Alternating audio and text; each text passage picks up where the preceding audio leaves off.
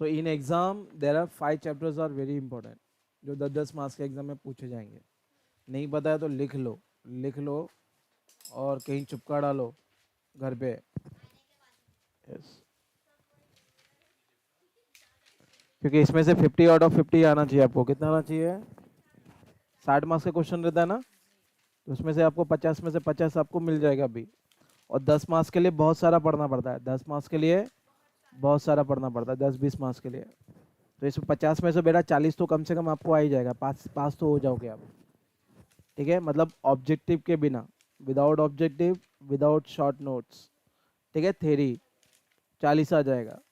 तो 40 इधर आ गया, 20 में से चलो 15 उधर आ गया। ठीक है, तो कितना हो गया? 45, 55, 55 हो गया। 55 थेरी में से चलो 20 में से 20 नहीं आएगा तो चलो 10 तो आएगा, है ना। अगर तो कितना हो जाएगा? 61 तो कोई भी लेके आ सकता है। बात समझ में आ रही है? विदाउट पढ़ाई किए हुए। तुमको अगर नॉलेज भी नहीं रहेगा, बस ये राइट पास टॉपिक करके जाना, आप का एग्ज़ाम में 110% 70 मार्क्स के ऊपर ही आ जाएगा, आपका 70 मार्क्स के ऊपर ही आ जाएगा। वो कौन कौन से चैप्टर है? तो पहला मैंने सिखाया सबसे पहले प्लेस ऑफ सप्लाई। क्या सिखाया? Place of supply. ये एग्जाम में कितने मार्क्स के लिए आता है आपको पता है ना? सिर्फ जगह बतानी पड़ती है अपने को कि प्लेस ऑफ सप्लाई क्या है, बराबर। दूसरा टाइम ऑफ सप्लाई, जो मैंने आपको बताया। और एग्जाम में सब एफसीएम ही आएगा। क्या आएगा? FCM, forward charge mechanism. तो बहुत ईजी है। तो ये कितने मार्क्स के लिए आएगा? 10। आज जो चैप्टर मैं सिखा रहा हूँ कितने मार्क्स के लिए आने वाला है? रजिस्ट्रेशन। तो बेटा रजिस्ट्रेशन का टॉपिक जो है जीएसटी रजिस्ट्रेशन, वो भी एग्जाम में कितने मार्क्स के लिए आएगा? 10। फिर है बेटा input tax credit. Input tax credit, है ना, लोगों को ये बहुत हार्ड लगता है बट आपको बहुत इजी लगेगा। लगता तो सब कुछ ही हार्ड है इसमें। ठीक है, तो इनपुट टैक्स क्रेडिट 10 मार्क्स। और बेटा एक है कंपोजिशन स्कीम। विच स्कीम? Composition scheme. तो ये भी बड़ा आसान सा टॉपिक है। तो ये भी एग्जाम में कितने मार्क्स के लिए आएगा? 10। ठीक है, इधर कम मेहनत करके ज़्यादा मार्क्स लेके आ सकते हो। ठीक है, और लोग स्टार्टिंग से पढ़ते हैं, पूरा पढ़ते हैं, पता नहीं। तो 20 मार्क्स के लिए आपको बहुत मेहनत करनी पड़ेगी। और 50 मार्क्स के लिए तो आपको बेटा 50 में से कम आपको 40 तो यहाँ पे मिल ही जाएगा। बात समझ में आ रही है? कितने मार्क्स मिल जाएंगे? 40 मार्क्स। ठीक है, आपको 50 आउट ऑफ 50 भी आ सकता है। चलो 50 नहीं आएगा, 50 तो आएगा ना। 50 में से 40 तो आएगा कम से कम। ऐसा नो है, अगर एक दो मार्क्स कट भी गया तो कितना आएगा? चलो 40 आएगा। एक क्वेश्चन चलो अपन कमती भी कर दिया तो भी 40 आ जाएगा। ठीक है, पास होने का टेंशन खत्म। ठीक है, तो अगर ये 5 टॉपिक आप करके गए, चैप्टर करके गए, you can score 50 out of 50 plus 20 marks objective. कितना हो गया? 70। 20 मार्क्स का थेरी, कितना हो गया? 90। तो 90 में से 90 नहीं आएगा, कम से कम मेरे को 80 तो आएगा। ठीक है, 80 तो आएगा, 75 तो आएगा, 70 तो कहीं नहीं गया। 70 तो कहीं नहीं गया है। बात समझ में आ रही है? बट उसके लिए अपने को ये चैप्टर एकदम अच्छे से आना चाहिए, एकदम अच्छे से। जो आपको सिखा रहा हूँ उतना ही पढ़ाई करो, उसके बाद एग्जाम में कुछ नहीं आएगा, पूरा का पूरा कॉपी पेस्ट आएगा। ठीक है, क्योंकि अपन जो सिखाता है वही एग्जाम में कॉपी पेस्ट आता है। ठीक है, क्योंकि एग्जामिनर पूछेगा तो क्या पूछेगा। ठीक है, तो एग्जामिनर का लेवल अपने को पता है। तो चलिए आज हम लोग कौन सा टॉपिक करने वाले हैं? रजिस्ट्रेशन। तो रजिस्ट्रेशन अंडर जीएसटी। तो बेटा रजिस्ट्रेशन कराना क्यों जरूरी है? Why it is important for the registration? Registration कराना क्यों जरूरी है?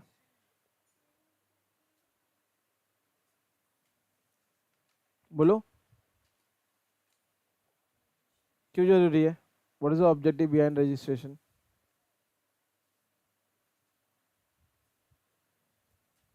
इंटरनेट नहीं है?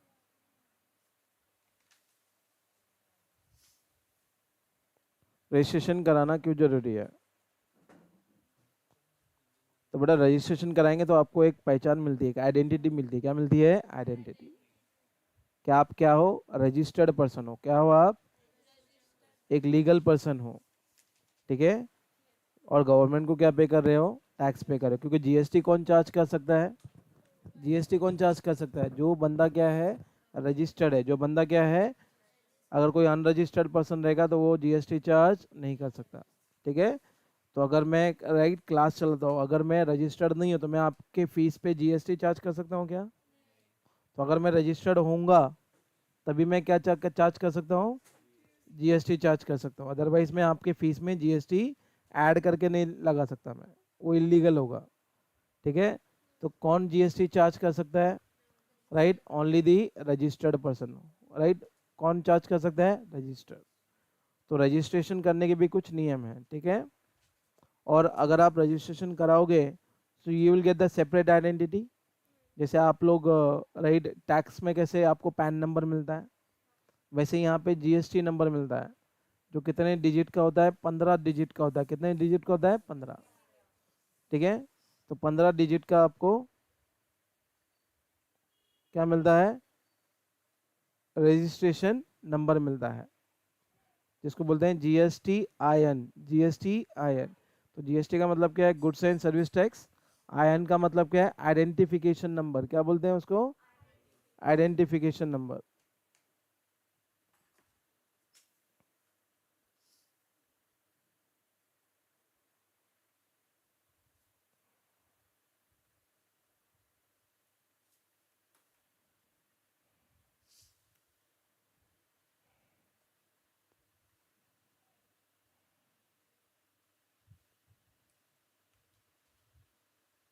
और जो जो बोलूंगा वो राइट लिख लेना आप लोग घर पे जाके, ठीक है।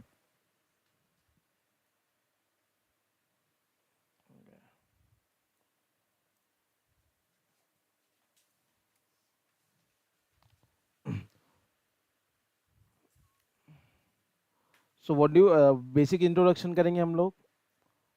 तो registration is the first and foremost step under any system, ठीक है। तो बेटा कोई भी टैक्स सिस्टम में, चाहे आप कोई भी टैक्स सिस्टम ले लो, तो वहाँ पे रजिस्ट्रेशन कराना क्या होता है, राइट, मैंडेटरी है। इट इज द राइट पहला स्टेप है। कौन सा स्टेप है ये, पहला। In some cases registration is of two types. तो रजिस्ट्रेशन दो प्रकार के होते हैं बेटा। एक होता है कंपलसरी रजिस्ट्रेशन, जहाँ पे सरकार आपको गवर्नमेंट डंडा मार के रजिस्ट्रेशन करवाएगी। और एक क्या होता है बेटा, वॉलंटरी रजिस्ट्रेशन। एक होता है कंपलसरी रजिस्ट्रेशन और एक क्या होता है, वॉलंटरी रजिस्ट्रेशन। तो any tax system main requirement for the identification of business for the tax purpose is the registration with the tax authorities। तो बेटा राइट रजिस्ट्रेशन कराना क्यों जरूरी है, इससे क्या मिलता है आपको, आपके बिजनेस को क्या मिलती है, आइडेंटिटी मिलती है। क्या मिलती है, एक अलग पहचान मिलती है, क्या आप रजिस्टर्ड पर्सन हो, ठीक है। और registration signified that who obtain unique identification code from the tax authorities. जैसे इनकम टैक्स में क्या मिलता है आपको, पैन नंबर मिलता है ना, पैन कार्ड रहता है, वो आपका क्या है, आइडेंटिटी है, ठीक है। इसका पैन नंबर, इसका पैन नंबर सेम होगा क्या, राइट। तो क्या होगा, अलग अलग होगा। वैसे ही आपका जीएसटी नंबर भी क्या होगा, अलग होगा। और जो जीएसटी नंबर आपको मिलता है बेटा वो पैन बेस्ड होता है। क्या होता है, पैन बेस्ड, ठीक है। आपका 10 डिजिट का पैन नंबर भी उसमें रहेगा, 2 डिजिट का कोड रहता है, स्टेट कोड रहता है, ठीक है। और 10 डिजिट का क्या रहेगा, आपका पैन नंबर। फिर नंबर ऑफ रजिस्ट्रेशन कितना किया है, और आगे अल्फा न्यूमेरिक नंबर रहेंगे 2, ठीक है। तो ऐसा मिला के कुल डिजिट कितना होता है, 15 डिजिट। तो एग्जामिनेशन पॉइंट ऑफ व्यू याद रखना बस ये, कि ऑब्जेक्टिव टाइप के लिए कि आपको एक जीएसटी नंबर मिलता है जिसको क्या बोलते हैं, राइट, जीएसटी आईएन। क्या बोलते हैं, तो जीएसटी आईएन का मतलब क्या है, right, goods and service tax identification number, जो कितने नंबर का होता है, 15 डिजिट का होता है। Is it clear? अच्छा, राइट, कोई पूछ देगा तो what is the advantages of registration. तो सबसे पहला जो मैंने आपको बताया बेटा, आपको क्या मिलता है, लीगल स्टेटस मिलता है। क्या मिलता है, a person who get registration done is called as legal supplier of goods and services. तो बेटा उसको लीगल सप्लायर बोला जाएगा। क्या बोला जाएगा, लीगल सप्लायर, ठीक है। और सप्लायर क्या सप्लाई करता है, या तो गुड्स या तो क्या, services. Is it clear? Okay, registration ensure that registered person is doing proper accounting of taxes paid. मतलब ये गवर्नमेंट मान लेती है जो बंदा रजिस्ट्रेशन करा के रखा है, मतलब वो प्रॉपर हिसाब किताब रख रहा है, प्रॉपर अकाउंटिंग रख रहा है, कि गवर्नमेंट को कितना टैक्स पेड करना है या पेबल है, right, on on all his input and output. Input का मतलब क्या होता है, जो मैं परचेस करूंगा उसके ऊपर मैंने कितना जीएसटी पे किया, कितना टैक्स पे किया। आउटपुट का मतलब क्या होता है यहाँ पे, सेल, क्या होता है, सेल। Is it clear? तो पूरा हिसाब किताब मेरे पास रहेगा। और आईटीसी सिर्फ किसको मिलता है, अगला चैप्टर अपना यही है ना, इनपुट टैक्स क्रेडिट। तो बेटा इनपुट टैक्स क्रेडिट गवर्नमेंट सिर्फ किसको देती है, ओनली ओनली रजिस्टर्ड पर्सन। कभी कभी आएगा कि ITC is given only to dash, तो क्या लिखेगा आप, रजिस्टर्ड पर्सन, अनरजिस्टर्ड पर्सन, क्या आएगा आपका आंसर। और any person who is not registered person he is not allowed to take ITC. तो बेटा उसको आईटीसी नहीं मिलेगा। आईटीसी क्या होता है, जो मैंने परचेज किया ना, तो मैंने भी गवर्नमेंट को टैक्स दिया है, तो उसका मुझे क्या मिल जाएगा, फायदा, उतना टैक्स लायबिलिटी मेरा क्या हो जाएगा, कम हो जाएगा। ठीक है, जो ये मैंने भी आपको पहले भी बताया हुआ है। ठीक है, ओके। जो रजिस्टर्ड पर्सन होगा बेटा वो क्या इशू करता है, bill of goods, issue bill of goods and services, और उसको क्या बोलते हैं बेटा, टैक्स इनवॉइस, क्या बोलते हैं। तो जो रजिस्टर्ड पर्सन है वो क्या है, इशू करता है इनवॉइस, क्या इशू करता है, उस इनवॉइस को क्या बोलते हैं बेटा, टैक्स इनवॉइस बोलते हैं, क्या बोलते हैं, टैक्स इनवॉइस। जैसे मैंने आपको तो बेटा मान के चलो मेरी वैल्यू ऑफ सप्लाई कितनी है, वैल्यू ऑफ सप्लाई 1 लाख की है, कितने की है, और उसके ऊपर जीएसटी कितना है, 12%, कितना है। तो बेटा 1 लाख का 12% निकालो, कितना होता है, बोलो कितना होता है। अगर मैं रजिस्टर्ड पर्सन हूँ तो ही जीएसटी में चार्ज कर सकता हूँ ना, तो मैं कितना आएगा, 12,000, वेरी गुड, कितना आएगा, 12,000। तो बेटा मैं कस्टमर से कितना वसूल करूंगा जरा बताओ, 1,12,000, सिंपल है। ये अमाउंट को पता है क्या बोलते हैं, टैक्स इनवॉइस, क्या बोलते हैं। तो बेटा इनवॉइस कौन इशू कर सकता है, सिर्फ और सिर्फ कौन, रजिस्टर्ड पर्सन। जो अनरजिस्टर्ड पर्सन है वो लोग क्या सप्लाई करते हैं, बिल ऑफ सप्लाई, क्या सप्लाई करते हैं। तो वो लोग भी बिल देते हैं, वो लोग भी बिल देते हैं, बट वो कौन सा बिल बोलते हैं पता है, उसको बिल ऑफ सप्लाई बोलते हैं, क्या बोलते हैं। देखो आगे लिखा हुआ है इंग्लिश, तो एग्जाम में पूछ सकता है आप लोगों को कि टैक्स इनवॉइस कौन इशू करता है, ओनली रजिस्टर्ड पर्सन। और जो अनरजिस्टर्ड पर्सन है उन लोग क्या सप्लाई का, वो लोग गुड्स बेच रहे हैं, तो बेटा वो लोग कौन सा बिल बना के देते हैं उन लोग। तो if a person is not registered person, the bill issue on the sale of goods और services will be called as bill of supply. Now buyer will not be allowed to take claim ITC. तो बेटा tax invoice रहेगा तभी आपको क्या मिलेगा, ITC claim कर पाओगे।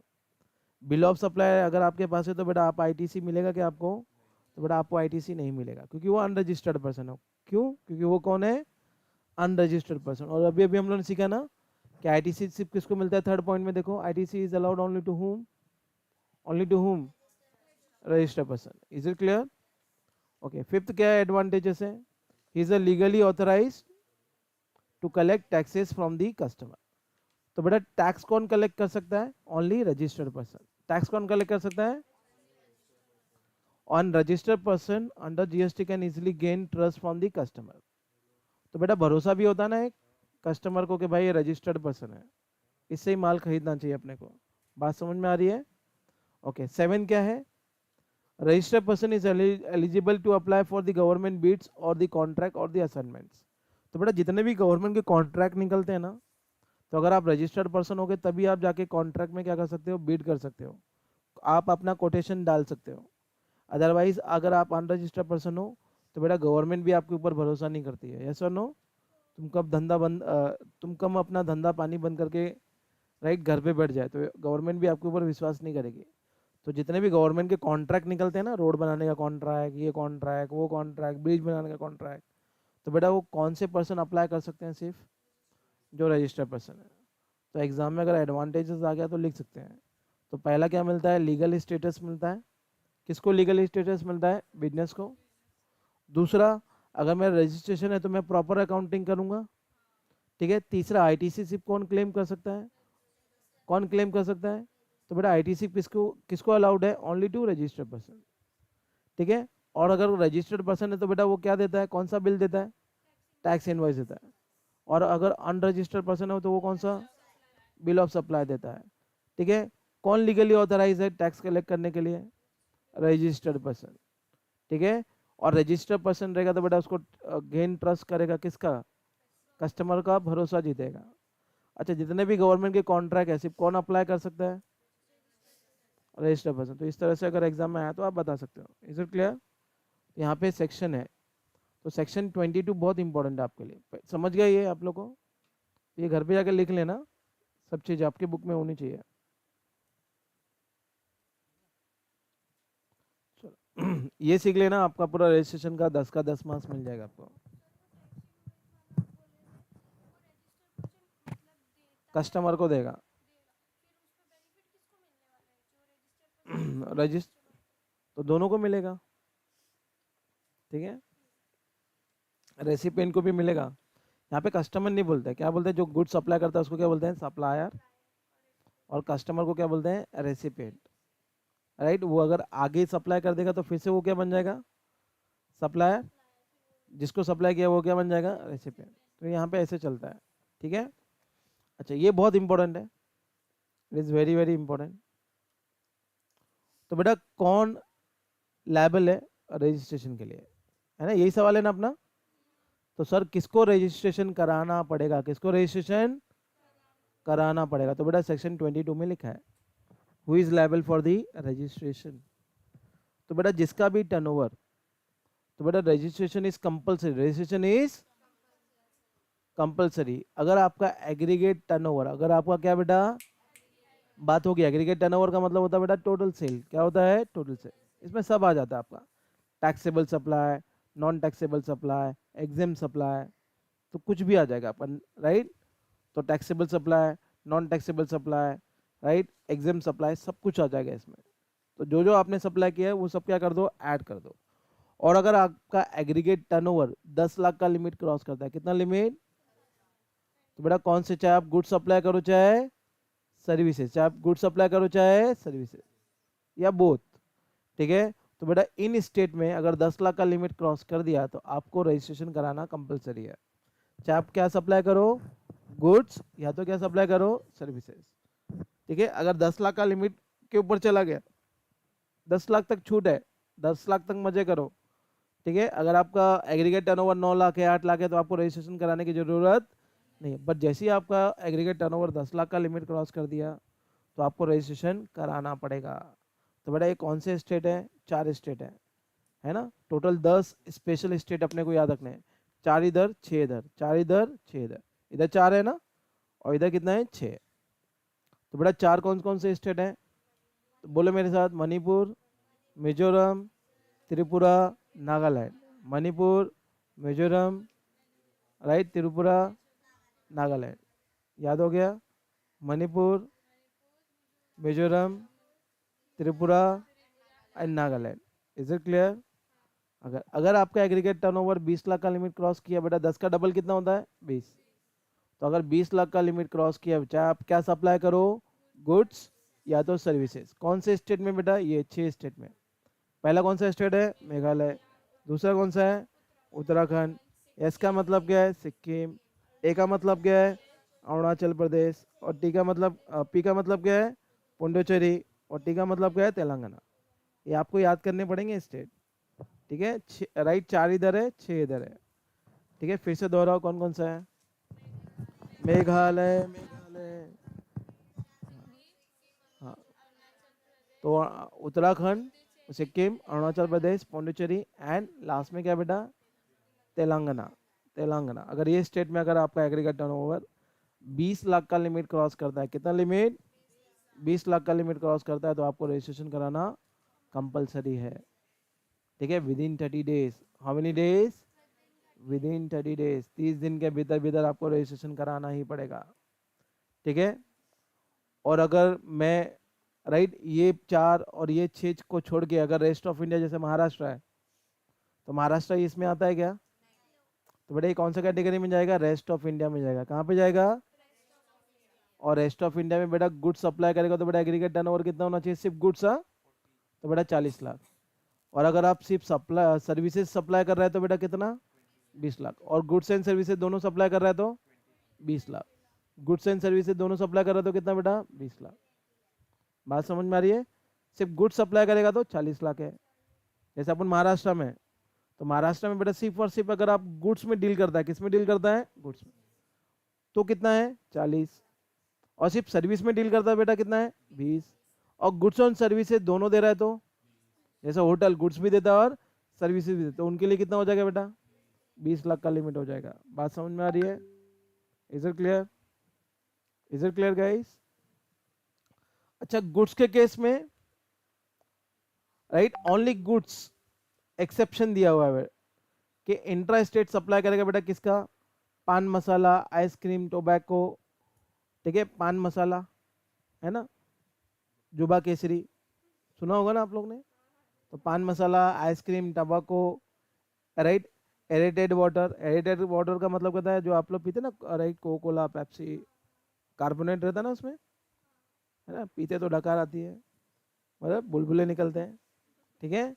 तो बेटा दैट इज कॉल्ड, अगर ये सप्लाई कर रहा है तो बेटा आपका एग्रीगेट टर्नओवर कितना माना जाएगा, 40 लाख नहीं माना जाएगा, 20 लाख माना जाएगा। ये ऑब्जेक्टिव के लिए याद रखना है बस। Is it clear? बहुत डिफिकल्ट है ना याद करने का, ठीक है।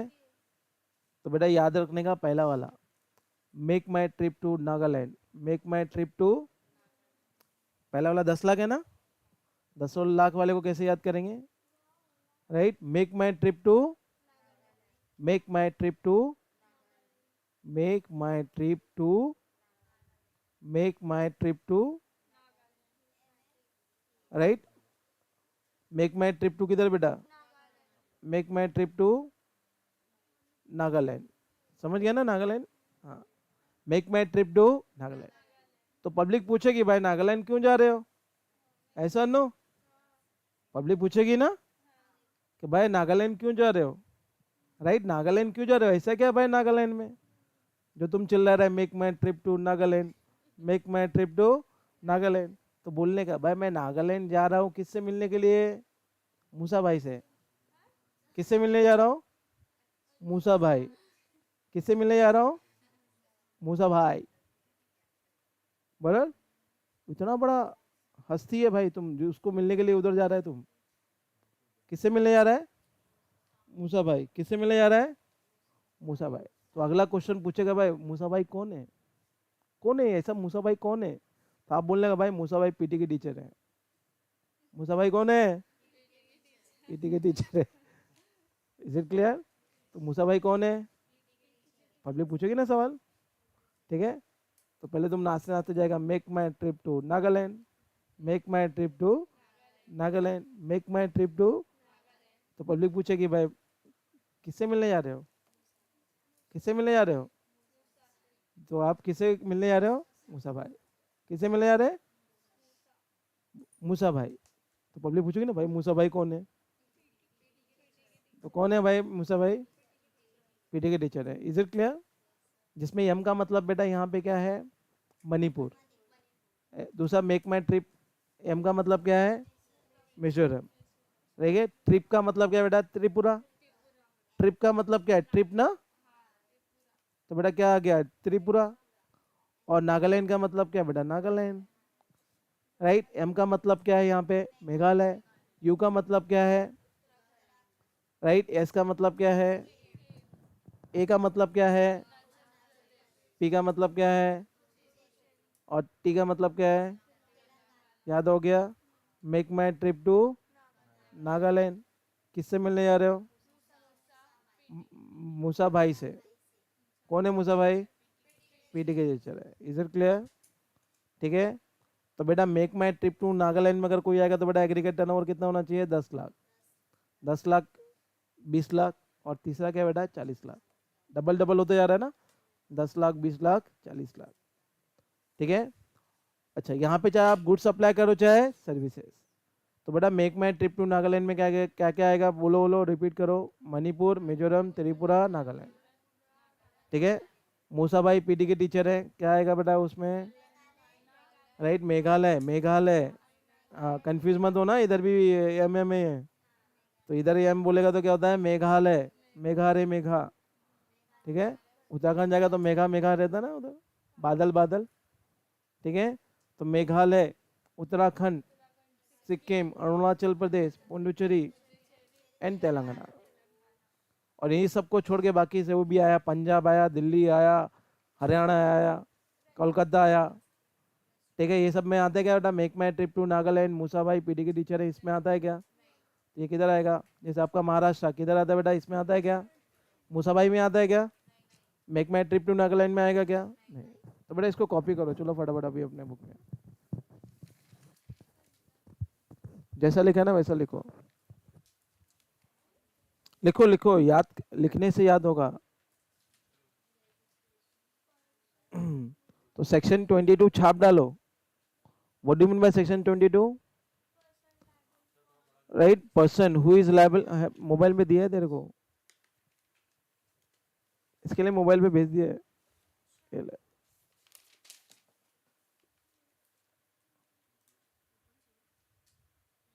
तो इसको लिखना पड़ेगा आपको, लिखेंगे तभी याद होगा। एक बार लिख लेंगे तो आपके लॉन्ग टर्म मेमोरी में छप जाएगा। क्योंकि मेरे को 10 मार्क्स दिलाने वाला है। कितना मार्क्स? 10। तो लिमिट याद होना चाहिए, कौन सा स्टेट के लिए कितना लिमिट है।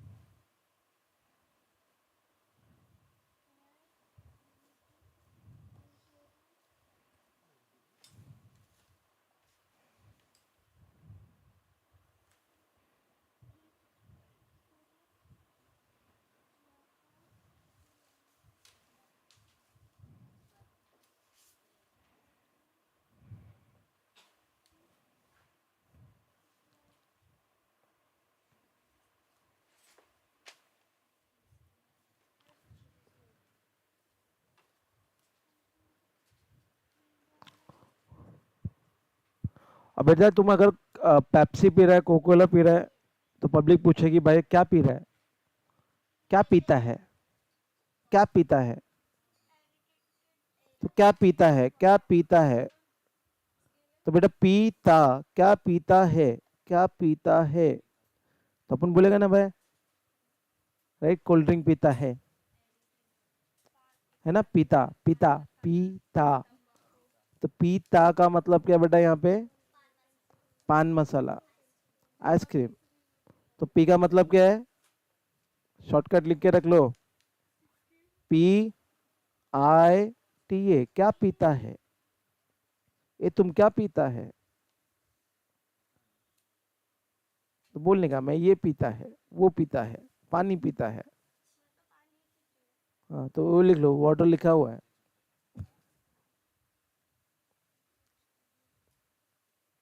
पिता, पिता का मतलब समझा आप लोगों को? पान masala, ice cream, tobacco, aerated water. तो बेटा ये लोग पर्यावरण को, तो बेटा आइसक्रीम के लिए बेटा अपन बड़ा बड़ा मशीन लगाता है कि नहीं, फ्रीजर। ठीक है, और फ्रीजर लगाने से क्या होता है अपना? एनवायरमेंट, एनवायरमेंट पोल्यूटेड होता है। यस। तो बेटा राइट, कभी फ्रिज, राइट, कभी एसी देखा है? एसी घर के अंदर ठंडी हवा देगा, बाहर क्या देता है? तो उससे क्या होता है? उससे राइट ग्लोबल वार्मिंग होता है ना। और ग्लोबल वार्मिंग जैसे गर्मी बढ़ेगा, राइट, धरती का तापमान बढ़ेगा, वैसे ही क्या होगा? बर्फ पिघलेगी। ऐसा नो, बर्फ पिघलेगी तो बेटा बाढ़ आएगी, सुनामी आएगी। इसी की वजह से आती है ना बाढ़, सुनामी क्यों आती है इतनी? तो इसी की वजह से आती है। तो इसके लिए गवर्नमेंट ने उन लोगों को देखो लिमिट कम कर दिया है। तो तुमको 40 लाख का लिमिट नहीं मिलेगा, कितने का लिमिट मिलेगा? है ना, 20 लाख का। है करो जुबा केसरी, तो तुम तम्बाकू बेच रहा है, पान मसाला बेच रहा है ना, जुबा केसरी करवा रहा है सब लोग की, बराबर।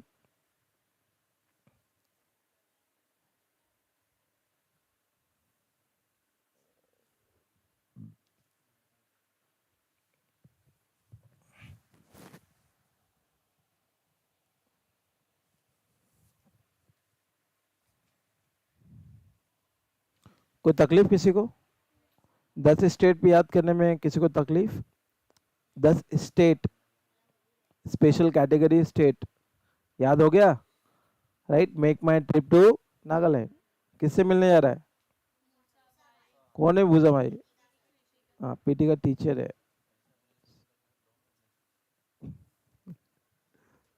पीटी का टीचर है।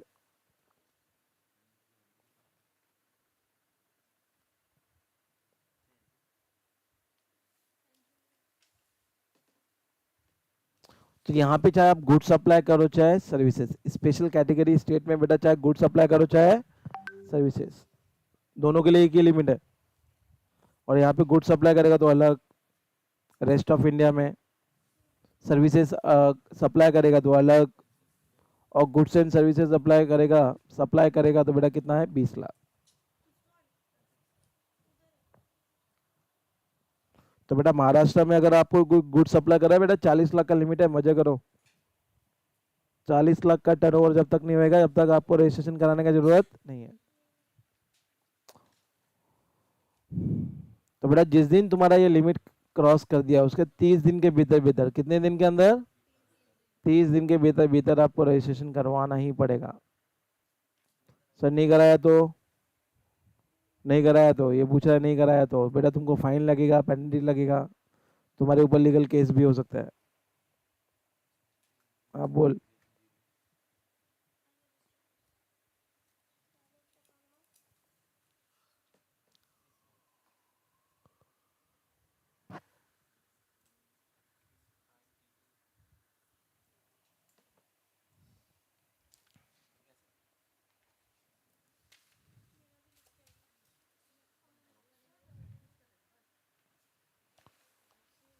Yes ma'am. हाँ, ये एक्सेप्शन है। कौन सा बेटा ये? कौन सा? पूछो पूछो पूछना। अरे पूछ तो सही। हाँ, चाहे आप गुड सप्लाई करो चाहे सर्विस है, दोनों के लिए एक ही लिमिट है। यहाँ पे भी चाहे गुड सप्लाई करो चाहे सर्विसेज, एक ही लिमिट है, बट यहाँ पे अलग अलग है। गुड सप्लाई करेगा तो 40 लाख, सर्विस सप्लाई करेगा तो 20 lakh, sir goods and services दोनों सप्लाई किया तो 20 लाख। Is it clear? सिर्फ गुड्स के लिए 40 लाख है, बाकी सब के लिए क्या है? 20 लाख। ऐसे याद करने का।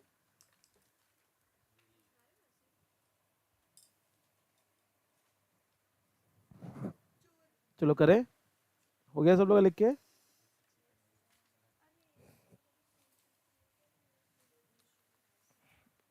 Done everyone?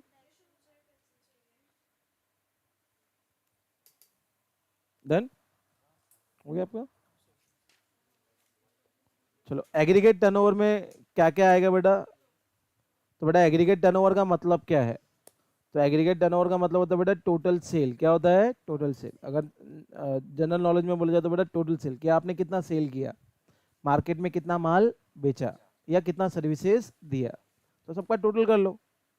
तो एग्रीगेट टर्नओवर में क्या आएगा बेटा? Taxable supply plus exempt supply plus export, या आप कुछ इंटर स्टेट सप्लाई करेगा बेटा वो भी ऐड हो जाएगा। तो ये तो 4 चीजें आती है, कौन कौन सी? Taxable supply, exempt supply, export और इंटर स्टेट सप्लाई, सब कुछ ऐड कर देने का। ठीक है? और aggregate turnover will be computed on India basis for the same PAN. तो बेटा आपके पैन नंबर से, आपके जीएसटी नंबर से कितना आपने सप्लाई किया, सब कुछ क्या कर देंगे? ऐड कर देंगे, पूरे इंडिया का। ठीक है? Is it clear?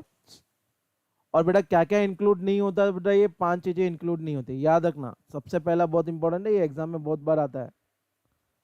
तो बेटा अगर मैं आरसीएम, तो value of inward supply on which tax is payable by person on which basis? तो आरसीएम बेसिस बेटा तो उल्टी गंगा है, मैंने आपको पहले ही बताया कि बेटा यहाँ पे टैक्स कौन पे करेगा? रेसिपिएंट। कौन पे करेगा? तो नॉर्मली टैक्स कौन पे करता है बेटा? गवर्नमेंट को, सप्लायर। बट आरसीएम के केस में कौन पे करता है? रेसिपिएंट। Is it clear? तो बेटा वर्ड याद रखना यहाँ पे क्या बेटा? इनवर्ड सप्लाई, उसके ऊपर टैक्स कौन पे कर रहा है? आरसीएम। तो बेटा वो आपके एग्रीगेट टर्नओवर में इंक्लूड नहीं होगा। दूसरा, किसी भी प्रकार का टैक्स, किसी भी प्रकार का टैक्स अपन इंक्लूड नहीं करने का, ठीक है? भले वो सेंट्रल टैक्स हो, भले वो स्टेट टैक्स हो, भले वो सीजीएसटी हो, एसजीएसटी हो, आईजीएसटी हो, भले वो सेस हो, तो बेटा ये कुछ भी इंक्लूड, सेस भी मतलब क्या होता है? टैक्स होता है। जैसे किसान, जैसे अभी आया था ना, राइट, किसान विकास सेस है, हेल्थ एंड एजुकेशन सेस है। तो सेस का मतलब भी क्या होता है? टैक्स होता है। क्या होता है? Tax. Is it clear? Cess का मतलब भी क्या होता है? टैक्स। बट इतना एग्जाम में नहीं आएगा आपको डिटेल में। सेस का भी मतलब क्या होता है? टैक्स। तो वो भी इंक्लूड नहीं होगा। Is it clear? Simple meaning रखो, सेस का भी मतलब क्या होता है? टैक्स, टैक्स होता है, ठीक है? जैसे स्वच्छ भारत सेस है, ठीक है? Secondary and higher education cess है, एजुकेशन सेस करके है, secondary and higher education cess 4% लगता है इनकम टैक्स में, ठीक है? वैसे किसान विकास सेस है, राइट, स्वच्छ भारत सेस है। तो अलग अलग नाम पे अलग अलग सेस लेती है गवर्नमेंट, ये सब इंक्लूड नहीं होगा। तो सबसे इंपॉर्टेंट क्या है? आरसीएम। क्या इंपॉर्टेंट है? आरसीएम।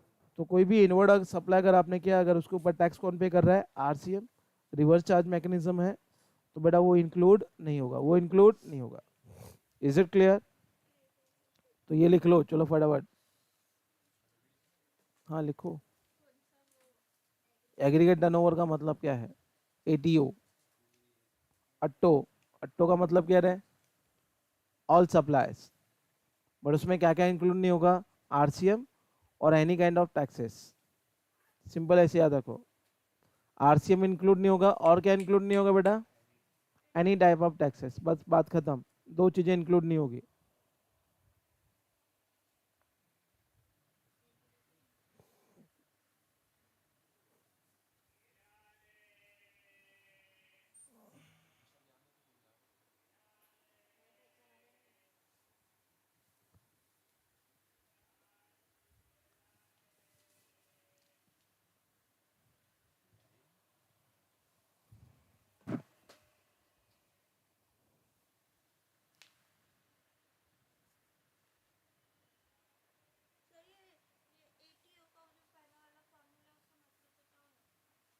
एटीओ का फॉर्मूला, जो भी आप उन सप्लाई करेंगे सब कुछ ऐड कर देंगे, जो भी आप सेल करोगे सब कुछ ऐड हो जाएगा, भले वो टैक्सेबल हो, नॉन टैक्सेबल हो।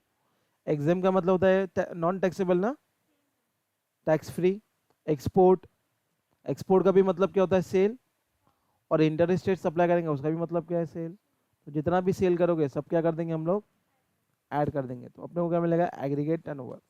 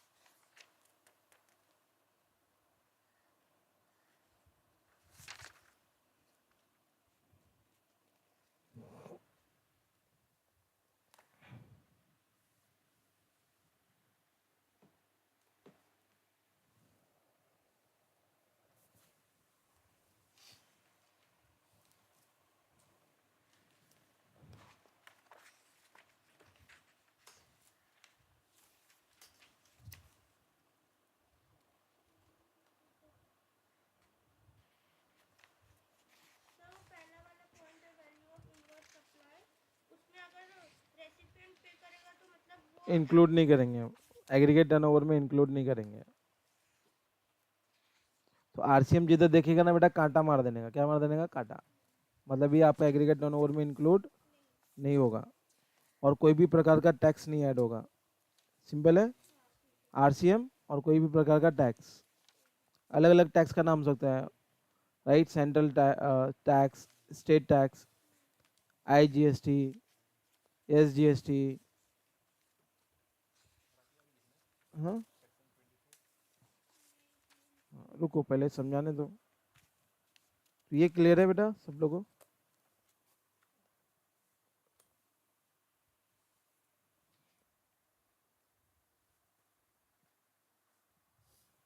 तो पहला हम लोगों ने देखा who is liable for registration. Who is liable for registration? जिसका एग्रीगेट टर्नओवर 10 लाख का लिमिट क्रॉस करेगा, या तो 20 लाख का, या तो कितना बेटा 40। तो 10 लाख वाले लोगों ने make my trip to Nagaland, make my trip to Nagaland. कौन सा स्टेप आता है? तो कौन कौन आता है इसमें? मणिपुर, मिजोरम, त्रिपुरा, नागालैंड। किससे मिलने जा रहे हो? मूसा भाई। कौन है मूसा भाई? पीटी के टीचर है। तो एम का मतलब क्या है? मेघालय है। यू का मतलब क्या है? उत्तराखंड। राइट। एस का मतलब क्या है? ए का मतलब क्या है? पी का मतलब क्या है? और टी का मतलब क्या है? तेलंगाना। तो याद हो गया ना रट्टा मारा क्या? चलो, तो सेक्शन क्या किया अभी? 22 किया, यस और नो? अभी हम लोग करेंगे सेक्शन 24। तो बेटा किन किन को कंपलसरी रजिस्ट्रेशन करवाना ही पड़ेगा? तो बेटा यहाँ पे एग्रीगेट टर्नओवर का लिमिट नहीं देखा जाएगा, एग्रीगेट टर्नओवर का लिमिट नहीं देखा जाएगा। Is it clear? तो किस किस को रजिस्ट्रेशन करवाना ही पड़ेगा, कंपलसरी है। तो इधर एग्रीगेट टर्नओवर नहीं देखने का। तो बेटा पहला क्या लिखा है? अगर आप इंटर स्टेट सप्लाई कर रहे हो, किसका? गुड्स का। अगर इंटर स्टेट सप्लाई कर रहे हो, किसका? गुड्स का। तो बेटा आपको कंपलसरी रजिस्ट्रेशन कराना ही का है। अगर महाराष्ट्र के महाराष्ट्र गुड्स बेच रहे हो तो चलेगा, 40 लाख का लिमिट है। बट महाराष्ट्र से अगर आपने गुड्स बेच दिया बेटा दिल्ली, राइट, आपने गुड्स बेच दिया बेटा राजस्थान, आपने गुड्स बेचा, सप्लाई किया पंजाब, तो ये इंटर स्टेट सप्लाई हो गया ना। और इंटर स्टेट सप्लाई हो गया तो बेटा आपको कंपलसरी रजिस्ट्रेशन करवाना ही पड़ेगा। बात समझ में आ गई? तो वहाँ पे आपका एग्रीगेट टर्नओवर का लिमिट नहीं देखा जाएगा। Is it clear? ठीक है। दूसरा, inter state supply of services करेगा तो बेटा वहाँ पे लिमिट है, कितना लिमिट है? 20 लाख का। 20 लाख के नीचे रहेगा तो बेटा आपको रजिस्ट्रेशन नहीं कराने का है। बट सर्विसेज अगर आप सप्लाई करोगे इंटर स्टेट सप्लाई, तो बेटा 20 लाख तक आप कर सकते हो। और जिस दिन 20 लाख का लिमिट क्रॉस कर देगा उसका आपको कंपलसरी रजिस्ट्रेशन करवाना पड़ेगा, राइट। तीसरा, तीसरा क्या है बेटा? Casual taxable person. कैजुअल, तो बेटा ये बहुत इंपॉर्टेंट है, एग्जाम में बहुत बार क्वेश्चन आता है इसके ऊपर। कैजुअल टैक्सेबल पर्सन पूरे मतलब साल का नहीं है इधर। जिस दिन आपका लिमिट 20 लाख का क्रॉस कर सकते, वो हो सकता है कि एक महीने में हो जाए, एक दिन में हो जाए, 2 दिन में हो जाए, ठीक है, 6 महीने में हो जाए, 8 महीने में हो जाए, 11 महीने में हो जाए, या 12 महीने में हो जाए, या हो ही नहीं। बात समझ में आ रही है? यहाँ पे लिमिट देखी जाती है। क्या देखी जाती है? लिमिट। ऐसा साल बिल का नहीं देखा जाता है। समझ में आ रहा है? अच्छा, कैजुअल टैक्सेबल पर्सन, तो बेटा ये इसको अपन बोलते हैं बेटा बरसाती मेंढक। क्या बोलते हैं? बरसाती मेंढक। ठीक है। तो इन लोग क्या हो, जैसे राइट, आप कहाँ रहते हो? महाराष्ट्र, ठीक है। बट कोई एग्जीबिशन है, बिजनेस एग्जीबिशन है, कहाँ पे? दिल्ली में। कहाँ पे है? दिल्ली में। तो बेटा अगर आप बिजनेस एग्जीबिशन के लिए जा रहे हो, ठीक है, कहाँ जा रहे हो? दिल्ली जा रहे हो, तो बेटा आपको रजिस्ट्रेशन करवाना पड़ेगा टेम्पररी, ठीक है, जिसको बोला जाता है बेटा कैजुअल टैक्सेबल पर्सन। क्या बोला जाता है? Casual taxable person. तो बेटा आपको वहाँ पर रजिस्ट्रेशन करवाना पड़ेगा। बात समझ में आ रही है? कंपलसरी रजिस्ट्रेशन है, ठीक है, क्योंकि आप राइट बिजनेस एग्जीबिशन के लिए कहाँ जा रहे हो? दिल्ली में अपना गुड्स बेचने के लिए जा रहे हो, तो बेटा आपको उस समय के लिए आपको क्या करना पड़ेगा? रजिस्ट्रेशन करवाना पड़ेगा। बात समझ में आ रही है? तो उसको क्या बोला जाएगा? Casual taxable person. Is it clear? और चौथा क्या है बेटा? नॉन रेसिडेंट टैक्सेबल पर्सन, जिसको अपन क्या बोलते हैं? NRTP। सिंपल लैंग्वेज में बोलेगा तो बेटा ये फिरंगी लोग हैं। कौन है ये लोग? फिरंगी लोग हैं, ठीक है। फिरंगी का मतलब कौन है? ये लोग फॉरेनर लोग हैं। कौन है? जैसे IPL होता है ना, क्रिकेट मैच, तो आते हैं ना विदेशी लोग अपने इंडिया में खेलने के लिए, तो उनको क्या बोला जाएगा? NRP। क्या बोला जाएगा? एनआरटीपी। एनआरटीपी का मतलब क्या है? Non resident taxable person. Non resident taxable person, तो बेटा उनको कंपलसरी रजिस्ट्रेशन करवाने का है। और वो लोग को बेटा एडवांस जीएसटी पे करना पड़ता है। क्या पे करना पड़ता है? एडवांस। क्योंकि लोग आईपीएल आएगा तो क्या फोकट में खेलने के लिए आएगा क्या? लेके जाता है ना 2 करोड़, 3 करोड़, 4 करोड़, या 50 लाख, 60 लाख। तो बेटा 50 लाख, 60 लाख जितना भी उन लोग को पैसा आने वाला है ना, उसके ऊपर उन लोग को एडवांस जीएसटी पे करना पड़ता है। क्या पे करना पड़ता है? Advance GST. यस और नो? ठीक है। तो बेटा 4 पढ़े अभी। पहला, इंटर स्टेट सप्लाई करेगा तो कंपलसरी रजिस्ट्रेशन है। Inter state supply of services अगर 20 लाख का टर्नओवर क्रॉस किया तो अपने को रजिस्ट्रेशन कराना पड़ेगा। ठीक है। तीसरा क्या पढ़ा बोलने? सीटीपी। क्या पढ़ा? सीटीपी का मतलब क्या है? कैजुअल टैक्सेबल पर्सन, तो इनको भी कंपलसरी रजिस्ट्रेशन है। राइट। चौथा क्या पढ़ा हम लोगों ने? नॉन रेसिडेंट टैक्सेबल पर्सन, तो बेटा ये फिरंगी लोग है। कौन है ये लोग? जो इंडिया में रेसिडेंट है क्या नॉन रेसिडेंट है? नॉन रेसिडेंट है ना। 2-3 महीना आएगा, क्रिकेट खेल के पैसा कमा के लेके जाएगा। तो बेटा जो भी ये लोग लेके जाएंगे एडवांस जीएसटी पे करके जाते हैं गवर्नमेंट को। तीसरा, अगर आपका कोई भी ऑनलाइन बिजनेस है तो बेटा तो भी आपको क्या करना पड़ेगा? कंपलसरी रजिस्ट्रेशन करवाना पड़ेगा। मैंने आपको पहले बताया था बेटा, ये याद है? ये ऑनलाइन इंफॉर्मेशन डेटाबेस एक्सेस और रिट्राइवल सर्विसेज। तो बेटा गूगल क्या है? गूगल, तो बेटा गूगल क्या है? ये गूगल पे कुछ भी डालेंगे तो अपने को सर्च इंजन है ना, कुछ भी डालेंगे तो अपने को सर्विस मिल जाती है। बट ये डेटा कोई ना कोई तो मुझे प्रोवाइड कर रहा है कि नहीं? तो उसको क्या बोला जाता है जो ये सर्विस देते हैं? Online information. जो ये सर्विस मुझे दे रहा है उसको क्या बोला जाता है? Online information and database access और retrieval services. Online information and database access और रिट्राइवल सर्विसेज। ठीक है। आप सिंपल याद रखो, जो लोग ऑनलाइन सर्विसेज मेरे को देंगे तो बेटा उनको भी कंपलसरी रजिस्ट्रेशन करवाना पड़ेगा। यस और नो? तो कई लोग दे रहे हैं ना अमेजन का बेनिफिट, अमेजन, फ्लिपकार्ट, तो ऑनलाइन गुड्स आप मंगा सकते हो ना, खरीद सकते हो। तो बेटा ये लोग ऑनलाइन बिजनेस करेंगे ना। पढ़ा भी हमें, मैंने आपको इसमें भी पढ़ाया था, a person registered on e commerce, a person registered on e commerce, है ना, जो डिजिटल गुड्स बेच सकते हैं हम लोग, है ना। दुकान खोलने की जरूरत नहीं है, सिर्फ ऑनलाइन दुकान खोल लो, वहां से पब्लिक आके खरीदेगी। तो बेटा अमेजन, फ्लिपकार्ट ये क्या है बेटा? ई कॉमर्स ऑपरेटर है। कौन है ये लोग? है ना, डेफिनेशन में पढ़ाया था मैंने ई कॉमर्स ऑपरेटर। और तभी भी बताया था मैंने कि इन लोगों को कंपलसरी रजिस्ट्रेशन करना पड़ेगा, कंपलसरी रजिस्ट्रेशन करना पड़ेगा। Is it clear? ठीक है। और कौन सा बेटा? 6, इनपुट सर्विस डिस्ट्रीब्यूटर। तो बेटा एक ब्रांच अगर दूसरे ब्रांच को सर्विस देगी तो बेटा तो वो भी किस में माना जाएगा? तो उसको क्या बोलते हैं? Input service distributor. क्या बोलते हैं? जैसे मेरा हेड ऑफिस किधर है? चलो मुंबई में है। कहाँ पे बेटा? मुंबई में। तो बेटा मेरा हेड ऑफिस किधर है? मुंबई में। और मैं अपने पुणे ब्रांच में क्या कर रहा हूँ बेटा? राइट, सप्लाई कर रहा हूँ। क्या कर रहा हूँ? सप्लाई। तो बेटा इसको क्या बोला जाता है? अगर मैं ये पुणे ब्रांच को सप्लाई कर रहा हूँ, मुंबई से पुणे ब्रांच में सप्लाई कर रहा हूँ, हेड ऑफिस से पुणे ब्रांच में जा रहा है, तो बेटा इसको क्या बोला जाता है? आईएसडी। क्या बोला जाता है? तो आईएसडी का मतलब क्या होता है? Input service distributor. क्या होता है? तो एग्जाम में इतना नहीं आता है ये, राइट। मैंने बहुत राइट पूरा लिस्ट दे दिया इसमें। ठीक है। अच्छा, जो पर्सन टीडीएस डिडक्ट करेगा बेटा उसको भी कंपलसरी रजिस्ट्रेशन करना पड़ेगा। जो पर्सन टीसीएस कलेक्ट करेगा उसको भी कंपलसरी रजिस्ट्रेशन करना पड़ेगा। और एनी पर्सन हु पे जीएसटी अंडर आरसीएम, तो बेटा उसको भी क्या करना पड़ेगा? आरसीएम में कौन टैक्स पे करता है? रेसिपेंट ना। तो बेटा रेसिपेंट कब टैक्स पे करेगा? जब उसको रजिस्ट्रेशन करेगा तभी ना। जैसे एज ए कस्टमर अगर आपको अगर जीएसटी पे करना है तो बेटा आपको पहले सबसे पहले क्या करना पड़ेगा? रजिस्ट्रेशन करवाना पड़ेगा। उसके बाद फिर उसके बाद क्या करना पड़ेगा आपको? जीएसटी पे कर सकते हो आप। Is it clear? अगर आप कोई एजेंट की सर्विस दे रहे हो तो बेटा तभी आपको क्या करना पड़ेगा? जैसे मैं प्रिंसिपल हूँ, प्रिंसिपल बोलेगा तो मैं ओनर हूँ, आप मेरा गुड्स बेच रहे हो, मेरा लैपटॉप बेच रहे हो एज ए एजेंट, है ना। तो मैंने एज ए एजेंट आपको अपॉइंट किया है, और एजेंट लोग को हम लोग क्या पे करते हैं बेटा, कमीशन। क्या पे करते हैं, कमीशन। तो उन लोगों को भी कंपलसरी रजिस्ट्रेशन करवाना पड़ेगा। Is it clear?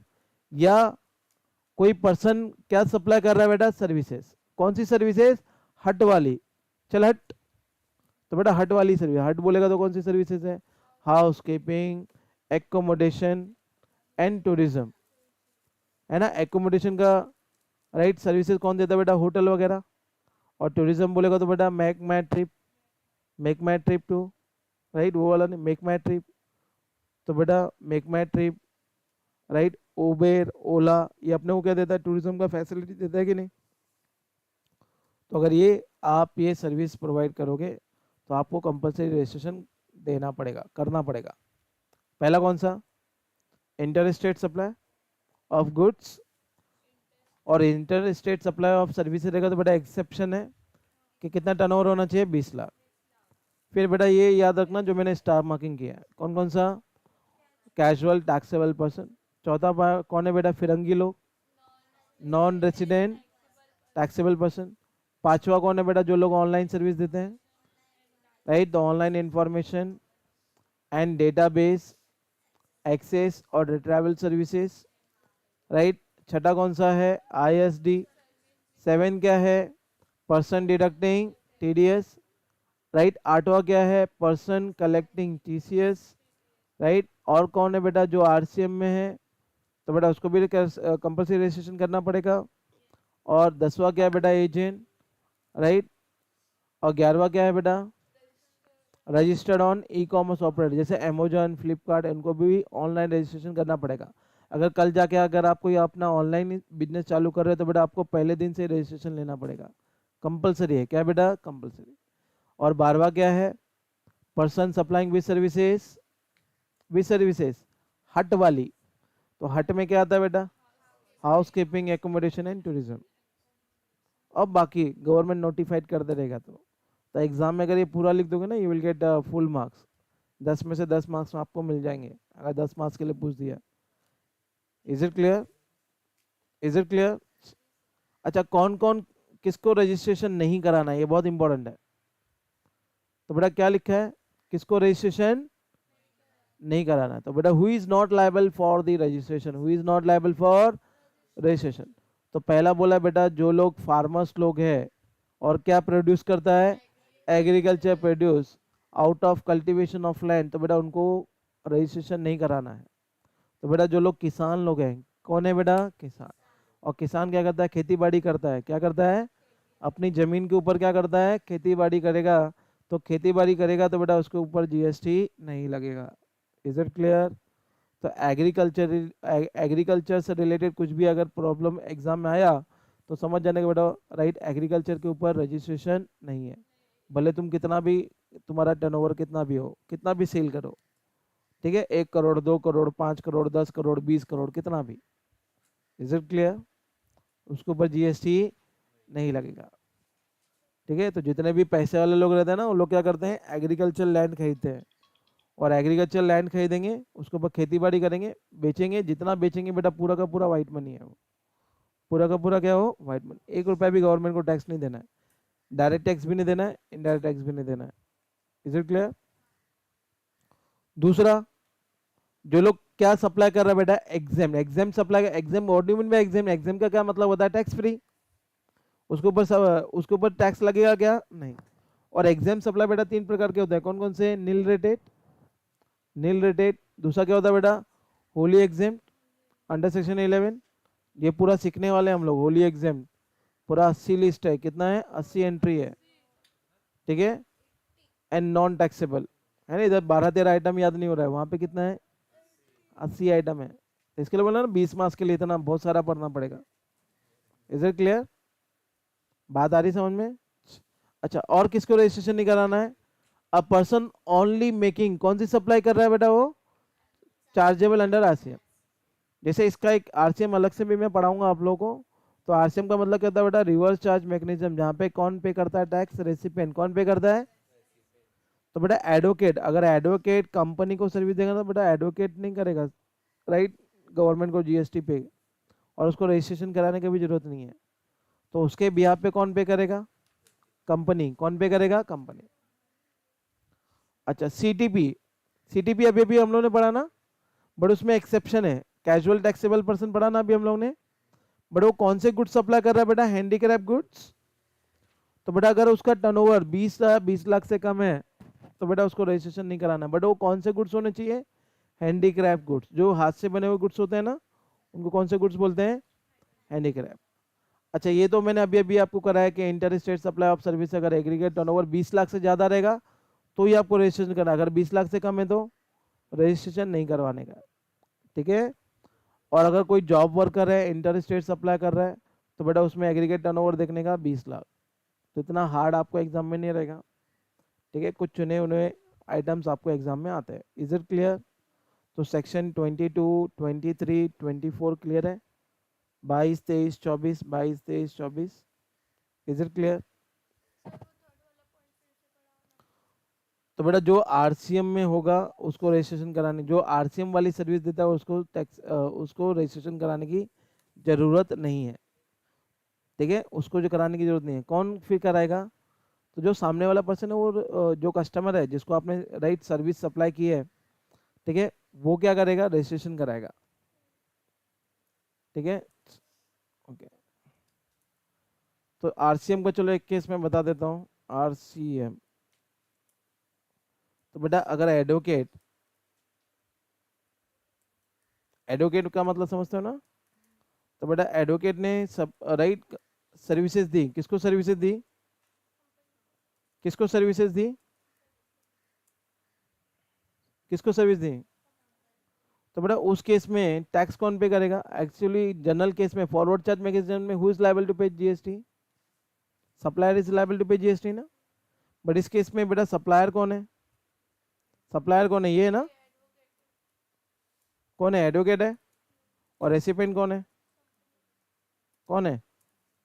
कंपनी है। तो बेटा राइट अगर फॉरवर्ड चार्ज मैकेनिज्म रहेगा, नॉर्मल केस रहेगा, तो बेटा who is liable to pay GST? Advocate ना।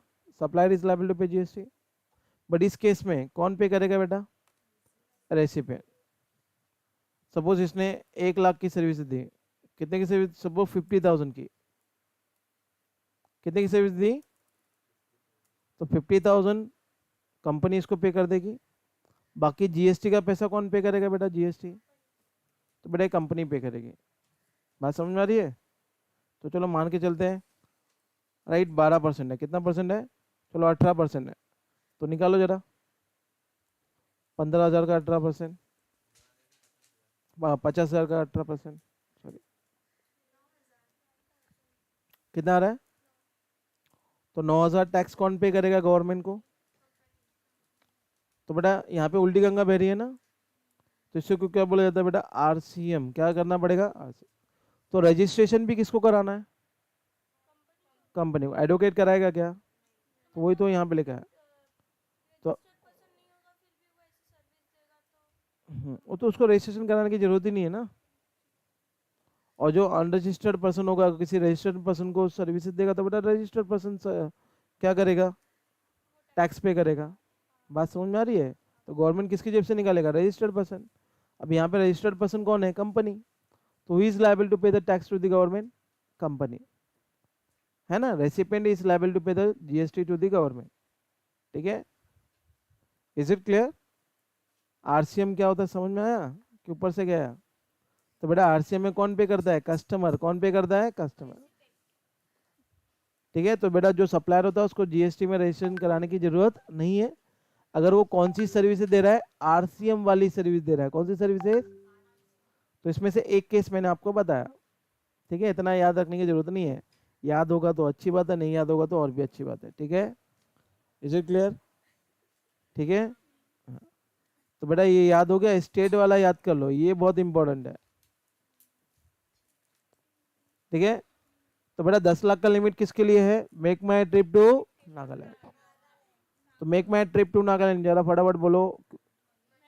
मणिपुर, मिजोरम, त्रिपुरा एंड नागालैंड। तेलंगाना। अच्छा, चलिए, किससे मिलने जा रहे हो? कौन है भाई? टीचर है। तो बेटा एम का मतलब क्या है? मेघालय। यू का मतलब क्या है? एस का मतलब क्या है? ए का मतलब क्या है? पी का मतलब क्या है? और टी का मतलब क्या है? तेलंगाना। ये सबको छोड़ के, ये 4 इधर 6 इधर को छोड़ के बेटा बाकी सब रहेगा तो क्या होता है? Rest of India. तो बेटा सिर्फ गुड सप्लाई करेगा तो कितना? जैसे पंजाब, पंजाब आ गया बेटा, पंजाब इसमें आ रहा है क्या? तो बेटा rest of India Punjab, Maharashtra, ठीक है, राजस्थान, कोलकाता, भोपाल, मध्य प्रदेश, ठीक है, बिहार, ठीक है, झारखंड। तो बेटा ये सब आ रहा है क्या? नहीं ना। तो बेटा ऐसे स्टेट में सप्लाई, गुड सप्लाई करेगा तो कितना लिमिट है? 40। और अगर सर्विस सप्लाई करेगा तो बेटा, और गुड्स एंड सर्विसेज दोनों सप्लाई करेगा तो हो गया याद। प्रैक्टिकल क्वेश्चन करें इसके ऊपर, तो लाइए प्रैक्टिकल क्वेश्चन करेंगे हम लोग।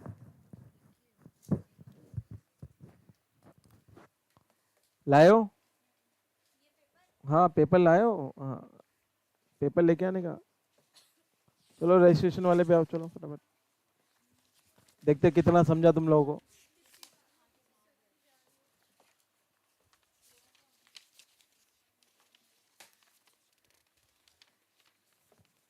देखते कितना समझा आपको।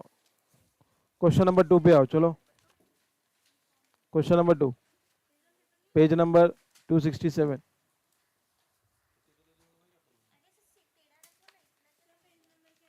267।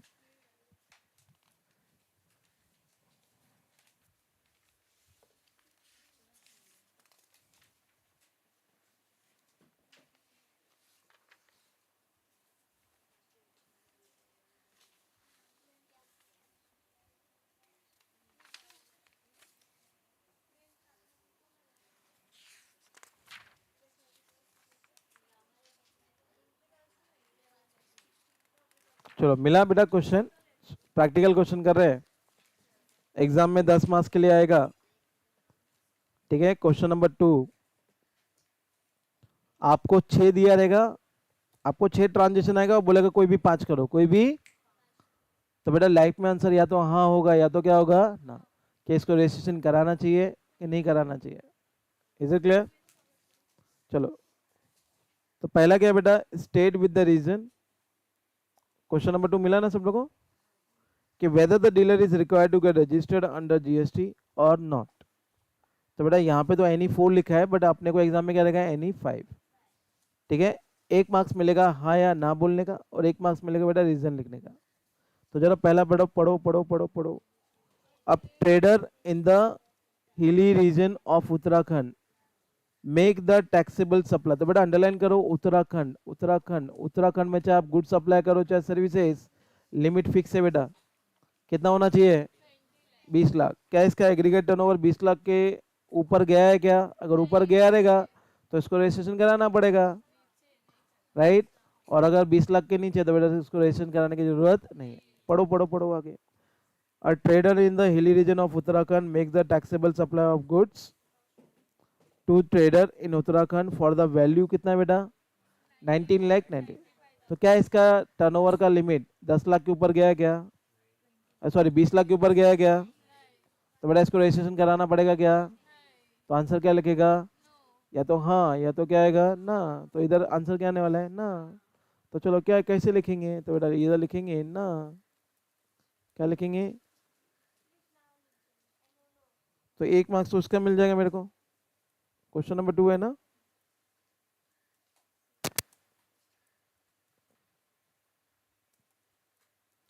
तो आंसर क्या आएगा बेटा? नो। फिर इधर क्या लिखेंगे? रीजन।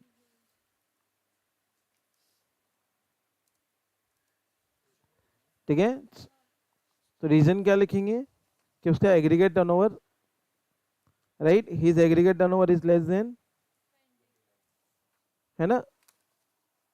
एग्रीगेट टर्नओवर क्या बेटा? कम है ना पहले वाले केस में। तो लिखेंगे ही is not liable, he is not liable for registration because, ज्यादा लिखने का नहीं, because his aggregate turnover, because his aggregate turnover is less then कितने से बेटा, ₹20 lakh in the state of, कौन सा बेटा स्टेट है, इन द स्टेट ऑफ उत्तराखंड।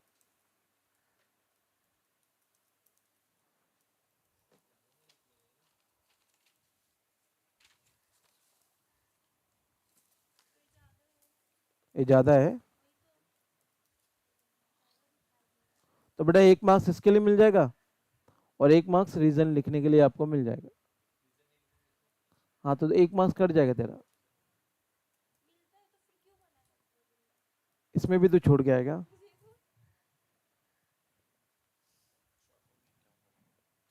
इतना लिखोगे 2 मार्क्स मिल गया, ऐसा 5 लिखो तो कितना मिल जाएगा बेटा, 10 फोकट में। बस इतना ही करना है।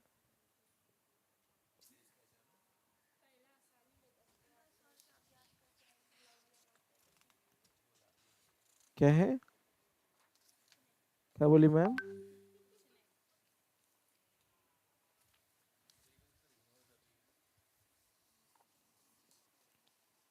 हो गया, ओके। अच्छा 2 पढ़ो जरा, 2 major Siddhi enterprises operating in Meerut. तो बेटा मेरठ इधर आता है क्या रे, right, other rest of India में आएगा ना। और क्या सप्लाई कर रहा है बेटा, सर्विसेज ना।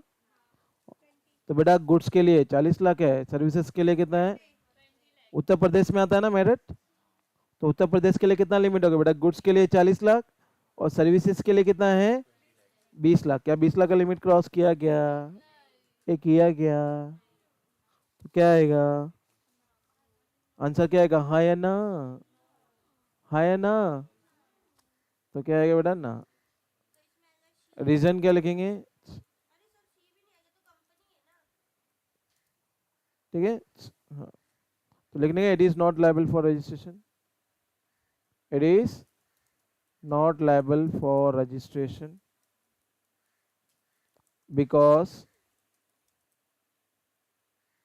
because its ATO is less than कितना बेटा, ₹20 lakh in case of supply of services, supply of services in the state of Uttar Pradesh. बस खत्म। या मेरठ, मेरठ लिखना है तो मेरठ लिख लो इधर ब्रैकेट में, मेरठ है ना वहां पे।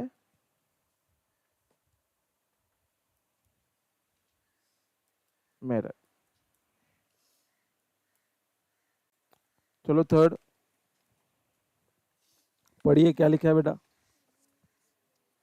ये फिरंगी लग रहा है ना नाम से ये, और फिरंगी लोग के लिए क्या है बेटा, कंपलसरी रजिस्ट्रेशन है ना, पढ़ा ना अभी अभी। एक सीटीपी के लिए कंपलसरी है और दूसरा किसके लिए, फिरंगी लोग। तो नाम से फिरंगी दिख रहा है ना। Mister Roger Bond, non resident taxable person, supply taxable goods worth ₹5 lakh in Pune. तो बेटा अमाउंट देखने का जरूरत नहीं है, कंपलसरी, भले वो ₹1 का क्यों ना सप्लाई करे, ठीक है। क्या लिखेंगे, एस, रीजन क्या लिखेंगे, तो बेटा राइट कंपलसरी रजिस्ट्रेशन है, it is compulsory registration for, किसके लिए, इट इज कंपलसरी, बस एक लाइन लिखने का, it is compulsory registration, right, किसके लिए बेटा, अभी भी देखा ना आपने सीखा है, कंपलसरी रजिस्ट्रेशन में था ना ये, right, right, compulsory registration for किसके लिए, फॉर एनआरटीपी, एनआरटीपी, आप एग्जाम में पूरा लिखने का, नॉन रेसिडेंट टैक्सेबल पर्सन, बस इतना लिख देने का, खत्म। इज इट क्लियर, समझा। चलो 4 पढ़ो, 4 4 4 4। रविंदर क्या लिखा है?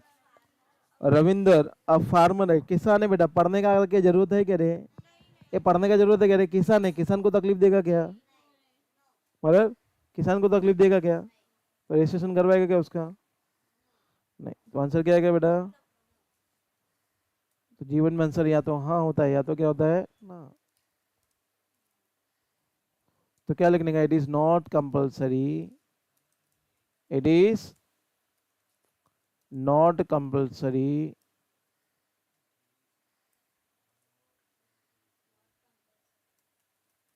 कंपल्सरी रजिस्ट्रेशन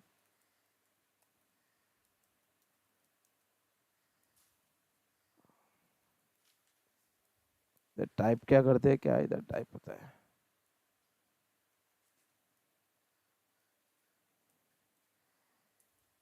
किसके लिए कंपल्सरी रजिस्ट्रेशन नहीं है? For farmers. आप सिंपल लिखो, इतना बड़ा इंग्लिश मत लिखो। Who producing? Agriculture produce. वो क्या प्रोड्यूस करता है? Who producing? Producing what? Agricultural, agricultural, agricultural goods. चलो ठीक है। Is it clear? देखो इतना सिंपल है। ठीक है, ओके। अच्छा, फिफ्थ भी है ना? ये पढ़। मिस भाव्य किधर रहती है रे? तो भविष्य, ओके। मिस भविष्य situated in the state of Sikkim. तो बेटा ये मूसाबाई में आती है ना? मूसाबाई में आती है ना सिक्किम? तो उसका एग्रीगेट टर्नओवर, चाहे वो गुड्स सप्लाई करे चाहे सर्विसेज, कितना होना चाहिए? क्या है, क्या देख तो बोल। आंसर हाँ या ना? तो क्या है कहता बेटा? नो। लिख सकता है रीजन? क्या है रीजन? कि she is liable for registration because her turnover, aggregate turnover ना, इज लेस देन कितना बेटा? 20 lakhs in the state of, कौन सा स्टेट है बेटा? In the state of Sikkim.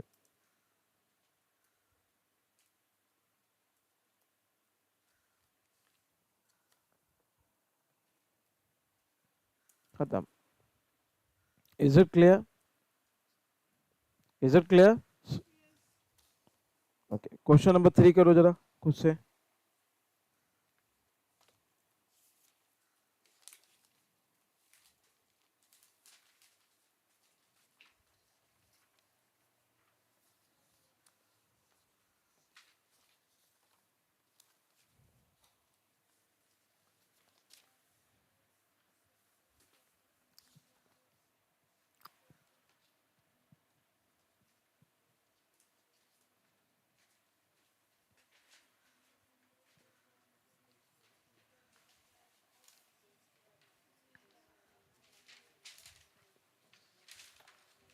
GST लगेगा कि नहीं लगेगा? रजिस्ट्रेशन, रजिस्ट्रेशन का क्वेश्चन है बेटा ये।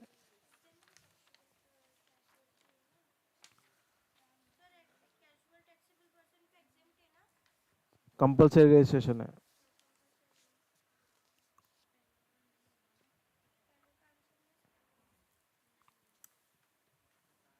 आपको एग्जाम में कंपल्सरी वाला ही आएगा।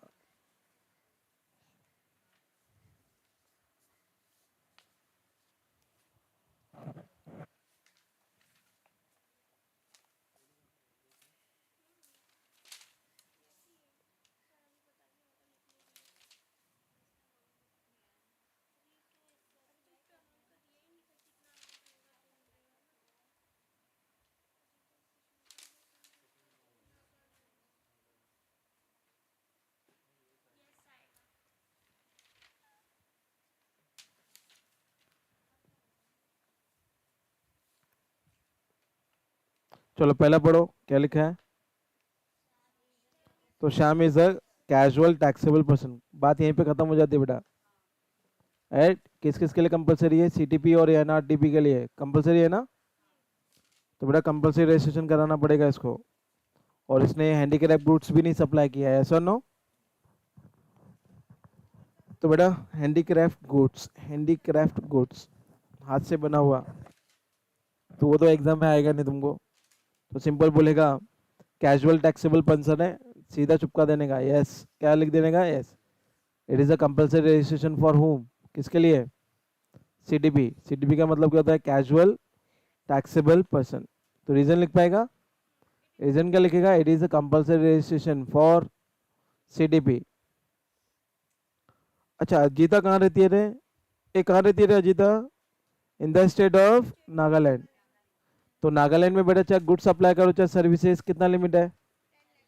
10 लाख। क्या लिमिट क्रॉस किया क्या? तो बोलो रजिस्ट्रेशन कराना पड़ेगा कि नहीं कराना पड़ेगा? अरे कराना पड़ेगा कि नहीं कराना पड़ेगा? यस। तो she is liable for registration, she is liable for registration ना Ajita? She is liable for registration because her aggregate turnover कितना क्रॉस किया बेटा? Her aggregate turnover is more than 10 lakh, is more than 10 lakh in the state of Nagaland, in the state of Nagaland. कर पाएगा, लिख पाएगा इतना English? अच्छा थर्ड वाला जरा संभल के पढ़ना और दिमाग लगा के पढ़ना।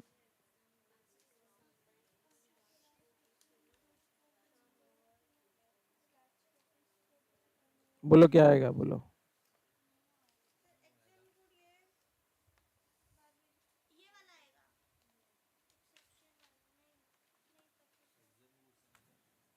तो बेटा अंडरलाइन करो एग्जाम गुड्स क्या सप्लाई कर रहा है, और जो लोग एग्जाम गुड्स सप्लाई करता है उनको रजिस्ट्रेशन कराने की जरूरत है क्या? अब ये भी सीखा ना। तो आंसर इज नो। क्यों no?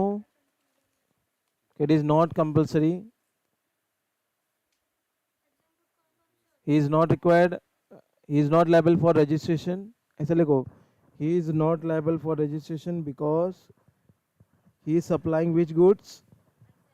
He is supplying exempt goods. Very good. ये लिखा है ना रे नाले को, अभी सीखा है ना, जिसके ऊपर टैक्स फ्री, जिसके ऊपर राइट जीएसटी नहीं लगेगा। He is not liable for registration because he is supplying which goods? He is supplying which goods? Exempt goods. ये चौथा पढ़ो, चौथा चौथा पढ़ो, चौथा चौथा चौथा।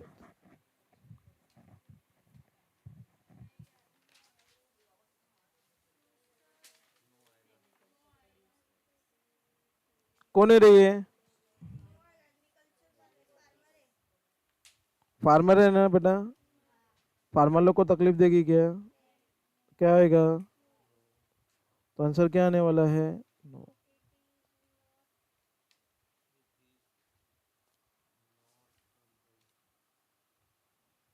बात आ रही समझ में?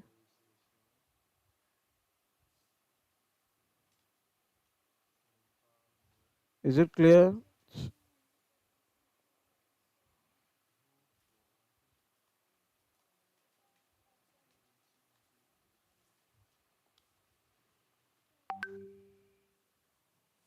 Is it clear? तो बेटा रीजन लिख पाएगा, वही copy paste. It is not liable for registration because right, because he is supplying which goods? Agriculture goods। ऐसा भी लिख दोगे तो भी चलेगा।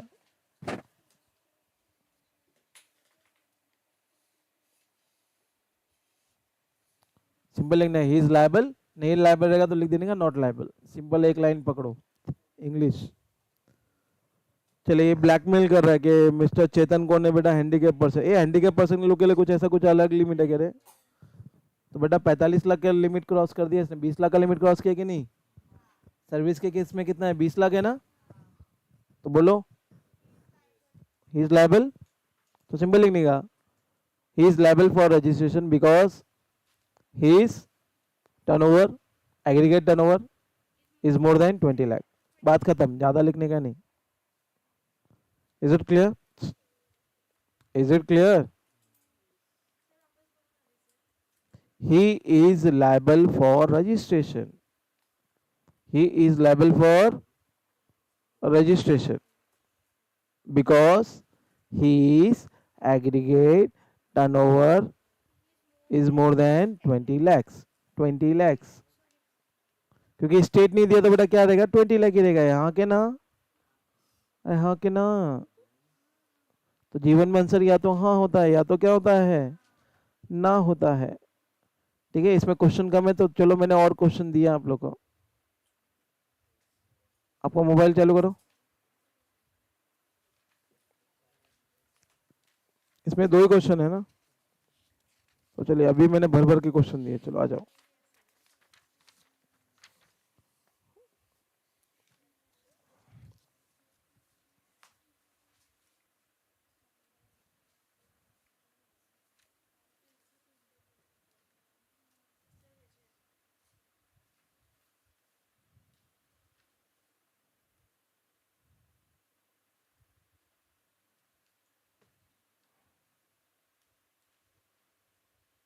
तो ये हो गया, 2 क्वेश्चन अपने हो गए ना,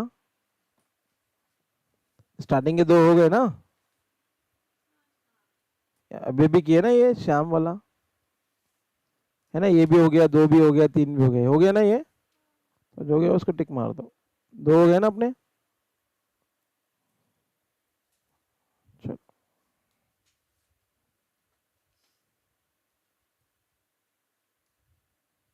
क्वेश्चन नंबर 7 पे आओ, चलो। ये मिस्टर नीलेश,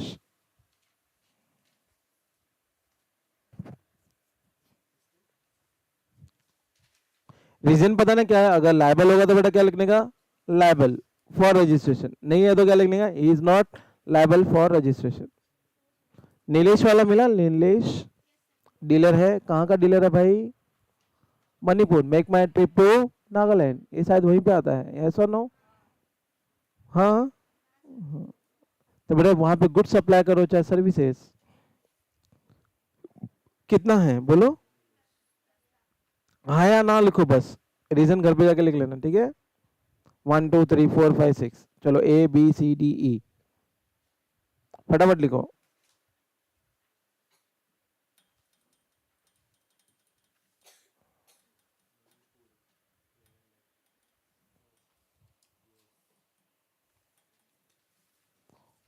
तो बेटा 3 टाइप के क्वेश्चन पूछे जाते हैं इसमें, तो पहला टाइप ये है जो आप सीख रहे हो, और दोनों आते हैं एग्जाम में। मिस्टर नीलेश, बस हाँ या ना लिखो, घर पे जाके रीजन लिख लेना, रीजन आएगा ना लिखने को सब लोगों को।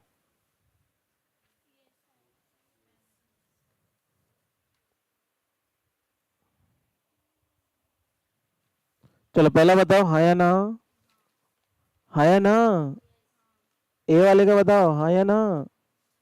तो बेटा मणिपुर में है ना, और मणिपुर वाले को लेके तो बेटा एग्रीगेट टर्नओवर 10 लाख, तो 10 लाख का लिमिट क्रॉस कर रहा है, तो आंसर क्या आएगा, हाँ। रीजन लिख पाएगा, ही is liable for registration because his aggregate turnover is more than 10 lakh in the state of Manipur, खत्म, मिल गया 2 मार्क्स, 2 लाइन लिखने का। बी बताओ जरा, बी बी बी बी। तो बेटा miss Sanchita operating in Mumbai supply taxable services, तो बेटा ये रेस्ट ऑफ इंडिया में आता है ना, make my trip to Nagaland में नहीं आता है, मूसा भाई पीटी के टीचर है उसमें भी नहीं आएगा, तो बेटा कहाँ आएगा, महाराष्ट्र, मुंबई महाराष्ट्र में आता है ना, और बेटा महाराष्ट्र में सर्विसेज सप्लाई करेगा तो कितना है बेटा, 20 लाख है, लिमिट क्रॉस किया, तो आंसर क्या आएगा, हाँ या ना, ना। रीजन लिख पाएगा, क्या लिख पाएगा, कि she is not liable for registration because his aggregate turnover is less than 20 lakh, right, in case of supply of services in the state of Maharashtra. Is it clear? Phone नहीं उठाने का, नहीं सीधा, राइट, एक भी लेक्चर नहीं बैठने देगा फिर मैं। सी का क्या मतलब है, पढ़ो, 2 घंटा इधर आते हो, 2 घंटा पूरा ध्यान देना चाहिए, 1.5 घंटा 2 घंटा पूरा ध्यान यहाँ पे होना चाहिए। तो बेटा हाँ आएगा या ना आएगा? फार्मर लोग, फार्मर पढ़ेगा तो आंख बंद करके क्या करने का? नो। क्या कहेंगे? He is not liable for registration because he is supplying we कौन सा goods, right, because he is supplying agriculture goods. ऐसा भी लिखोगे तो भी लिख चलेगा। चलो आगे बढ़ो। ये फिरंगी है ना रे, नाम से ही फिरंगी लग रहा है। और कौन है? देखो तो लिख के भी दिए वो, नॉन रेसिडेंट टैक्सेबल पर्सन है। तो लिमिट देखने का कह रहे हैं। तो बेटा डायरेक्टली क्या है? He is liable for registration, he is liable for registration, right, he is liable for registration, right, in case of what? NRTP। या जो पहला रीजन लिखा है वो भी लिख सकते हो, इट्स अ कंपल्सरी रजिस्ट्रेशन, है ना, it's a compulsory registration for whom? For NRTP। ये आसाम है, आसाम, आसाम, आसाम। और ट्रेडर इन द आसाम क्या सप्लाई कर रहा है बेटा?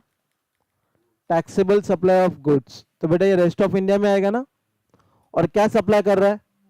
गुड्स ना। तो बेटा गुड्स के लिए कितना लिमिट है? 40 लाख है। कितना है? क्या 40 लाख का लिमिट क्रॉस किया गया? तो क्या आएगा? हाँ या ना? हाँ या ना? तो आंसर क्या आएगा बेटा? ना। Is it clear? Question number 7 हो गया। इसके लिए मैं आपको एक्स्ट्रा क्वेश्चन दे रहा हूं ताकि आपके कॉन्सेप्ट और क्लियर हो। लिख लिया सब लोगों ने? तो he is not liable for registration because his aggregate turnover is less than 40 lakh in the state of Assam। चलो क्वेश्चन नंबर 9 करो। हाँ या ना लिखो फटाफट। रीजन तो लिख पाओगे ना आप लोग?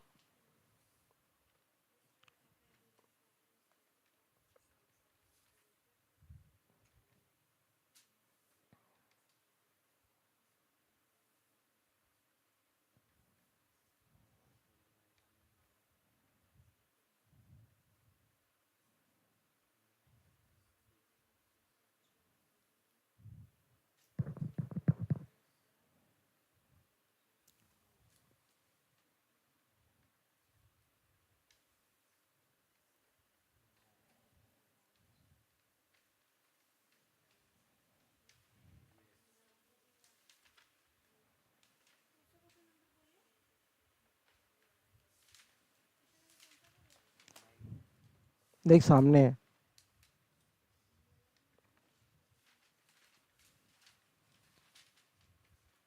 तो पढ़ते ही आंसर आ रहा है कि नहीं आ रहा है? ये पढ़ते ही आंसर आ रहा है कि नहीं आ रहा है?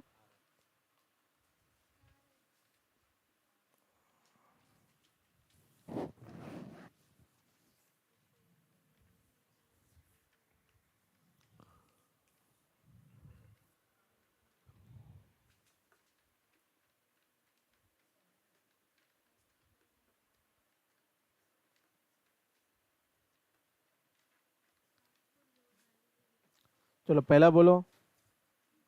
अभय dealer of the Assam supply taxable goods to rupees 11 lakh. बोलो।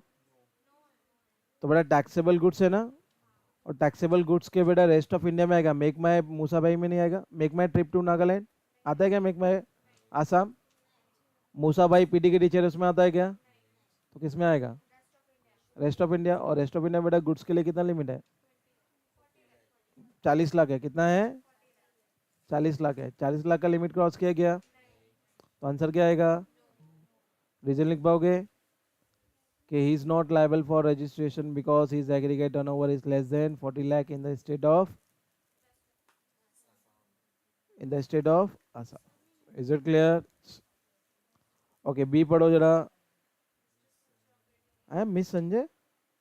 अच्छा लड़की लोग का भी नाम होता है क्या संजय? हाँ MS। तो major Sanjay operating in Nashik क्या सप्लाई कर रहा है बेटा? टैक्सेबल सर्विसेज ना। और नासिक किधर आता है बेटा? रेस्ट ऑफ इंडिया में आता है। किस में आता है? महाराष्ट्र में आता है ना।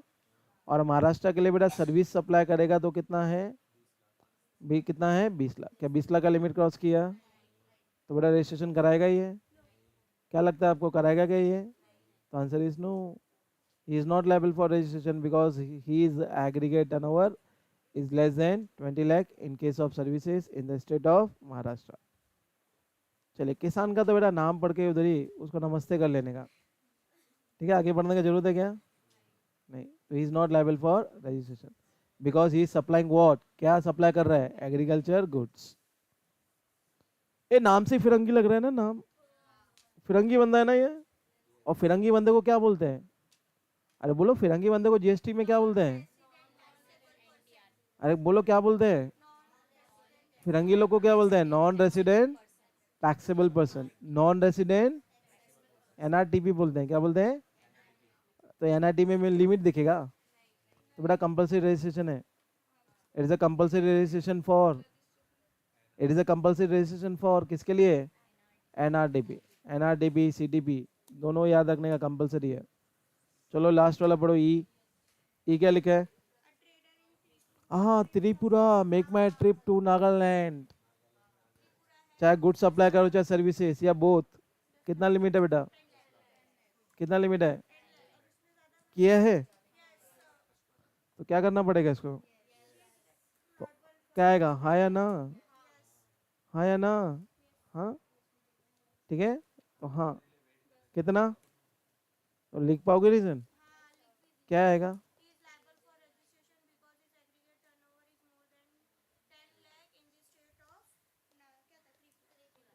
वेरी गुड, बरोबर इंग्लिश लिखी है इसने। Is it clear? बस किधर बस, चुप रहे।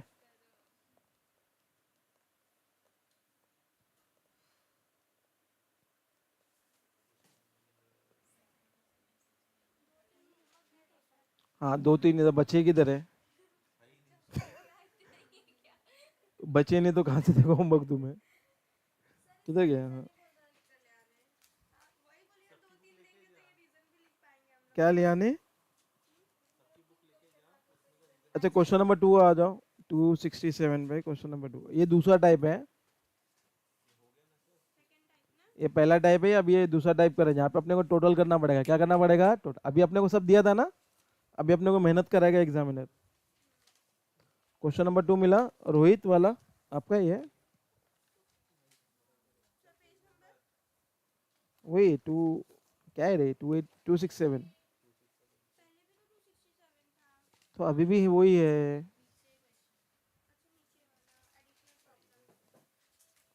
देखो ये वाला क्वेश्चन है, ये वाला है। नाम चेंज है वाला क्वेश्चन।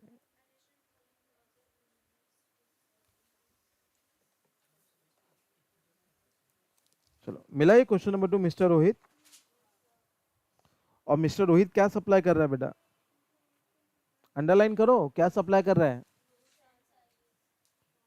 और बेटा कहाँ पे है? कोल्हापुर। और कोल्हापुर कहाँ आता है? बेटा कोल्हापुर किधर आता है? अरे कहाँ आता है? महाराष्ट्र। और Maharashtra make my trip to Nagaland में आता है क्या? मूसा भाई पीडी के टीचर है, उसमें आता है क्या? तो बेटा रेस्ट ऑफ इंडिया। और बेटा ये दोनों चीजें सप्लाई कर रहा है ना, गुड्स एंड सर्विसेज बोथ। तो उस केस में बेटा लिमिट कितना होगा जरा बताइए, एग्रीगेट टर्नओवर कितना होना चाहिए? वेरी गुड, कितना बेटा? 20 लाख। है ना, गुड्स एंड सर्विसेज दोनों सप्लाई कर रहा है ना रे। तो उस केस में कितना? 20 लाख। 20 लाख का लिमिट जिस दिन क्रॉस कर देगा उस दिन इसको 30 दिन के भीतर भीतर क्या करवाना पड़ेगा? रजिस्ट्रेशन करवाना पड़ेगा। ठीक है। तो बेटा ये केस आ गया अभी जहाँ पे अपने को एग्रीगेट टर्नओवर कैलकुलेट करना पड़ेगा। तो चलो, he provide the following details related to the business for the month of January 2023 and determining his eligibility for registration under the relevant goods and service tax law। तो सबसे पहले तो बेटा right condition लिख देने का, कंडीशन फॉर रजिस्ट्रेशन। तो बेटा कितना लिमिट होना चाहिए तो इसको रजिस्ट्रेशन कराना पड़ेगा, बोलो? 20 लाख। तो आ जाओ बेटा क्वेश्चन नंबर 2।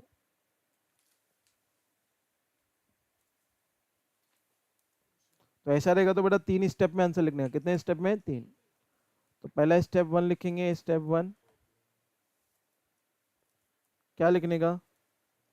तो बेटा लिखने का condition for registration. Condition for registration, एक एक लाइन लिखने का बस। अगर सेक्शन याद होगा तो लिख देने का सेक्शन 22, नहीं याद होगा तो छोड़ देने का। क्या कंडीशन है इसके लिए? तो लिखो बेटा मिस्टर रोहित, मिस्टर रोहित है ना ये, इसको अंडरलाइन करो। तो रीजन लिखना पड़ेगा ना यहाँ पे, कब लायबल होगा, when he is liable for registration. तो लिखो बेटा मिस्टर रोहित, ऐसे ही मार्क्स नहीं मिल जाएगा एग्जाम में। तो mister Rohit is, right, will be liable लिखो, will be liable, proper English लिखनी है, will be liable for registration if his aggregate turnover, right, is more than 20 lakh, 20 lakh है ना, in case of supply of what, supply of goods and services in the state of what beta, in the state of a, in the state of Maharashtra, Maharashtra में ही आता है ना, Maharashtra state का नाम ले लेगा ना। तो बेटा राइट, महाराष्ट्र में नहीं लिखेंगे चलेगा, अगर डाउट है तो बेटा मत लिखो, ठीक है, डाउट है तो मत लिखो। Is it clear? अब स्टेप 2 में क्या करेंगे बेटा, अपन कैलकुलेट करेंगे, क्या करेंगे, कैलकुलेट करेंगे स्टेप 2 में। क्या कैलकुलेट करेंगे बेटा, calculation of what, aggregate turnover, calculation of what, aggregate turnover. तो दो कॉलम बना लेगा, पर्टिकुलर्स और दूसरा बेटा एग्रीगेट टर्नओवर, है ना, रुपीस, दो कॉलम बनेंगे, एक आपका पर्टिकुलर्स का और एक किसका बेटा, रुपीस का, रुपीस।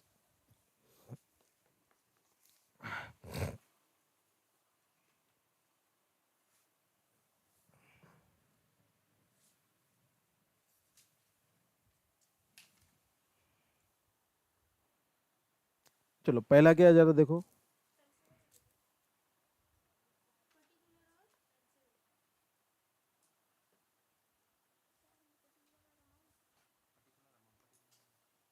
पर्टिकुलर्स और अमाउंट या रुपीस, तो जैसा उधर दिया वैसा अपन लिख रहे हैं।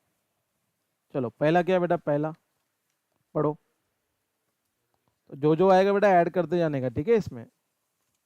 तो पहले पढ़ लेते हैं, services charges within the state, तो बेटा ये एग्रीगेट टर्नओवर में आएगा। एग्रीगेट टर्नओवर में क्या नहीं आता बेटा, आरसीएम और कोई भी प्रकार का टैक्सेस वो नहीं आएगा, बाकी सब आएगा।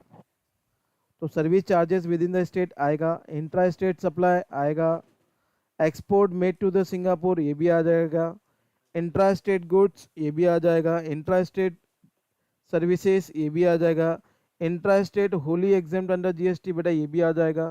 तो बेटा जरा कैलकुलेटर लो, ये सबका टोटल करो जरा, देखो 20 लाख का लिमिट क्रॉस हो रहा है क्या, बोलो बोलो, 20 लाख का लिमिट क्रॉस हो रहा है क्या, फटाफट ऐड करो सब, 3 लाख, 3 लाख, 5 लाख, 6 लाख, 4 लाख और 2 लाख, तो 23 लाख हो रहा है ना, 23 लाख हो रहा है कि नहीं, तो बोलो रजिस्ट्रेशन कराएगा कि नहीं कराएगा, तो he is liable for registration. तो एक एक करके सब लिख देने का जो जो एग्रीगेट टर्नओवर में आने वाला है, लिख पाएंगे ना। तो चलो पूरा छापो, वैसे कॉपी पेस्ट करो, कॉपी करने में तो नंबर बने ना अपन।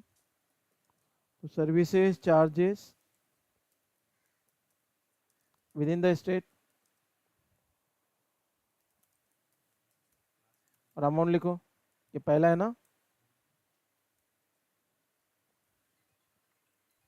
कितना ही है,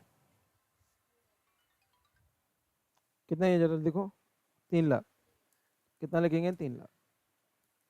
चलो जैसा है वैसा छाप डालो पूरा। Intra state, intra state goods taxable 18% के हिसाब से, और बेटा ये सब एक्सक्लूसिव टैक्स होना चाहिए।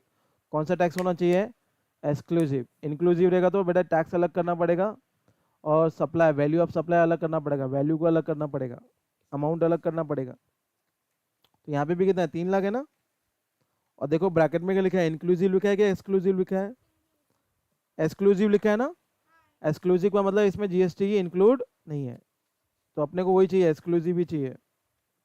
तो कितना बेटा, ये भी 3 लाख है। चलो थर्ड करो, थर्ड थर्ड।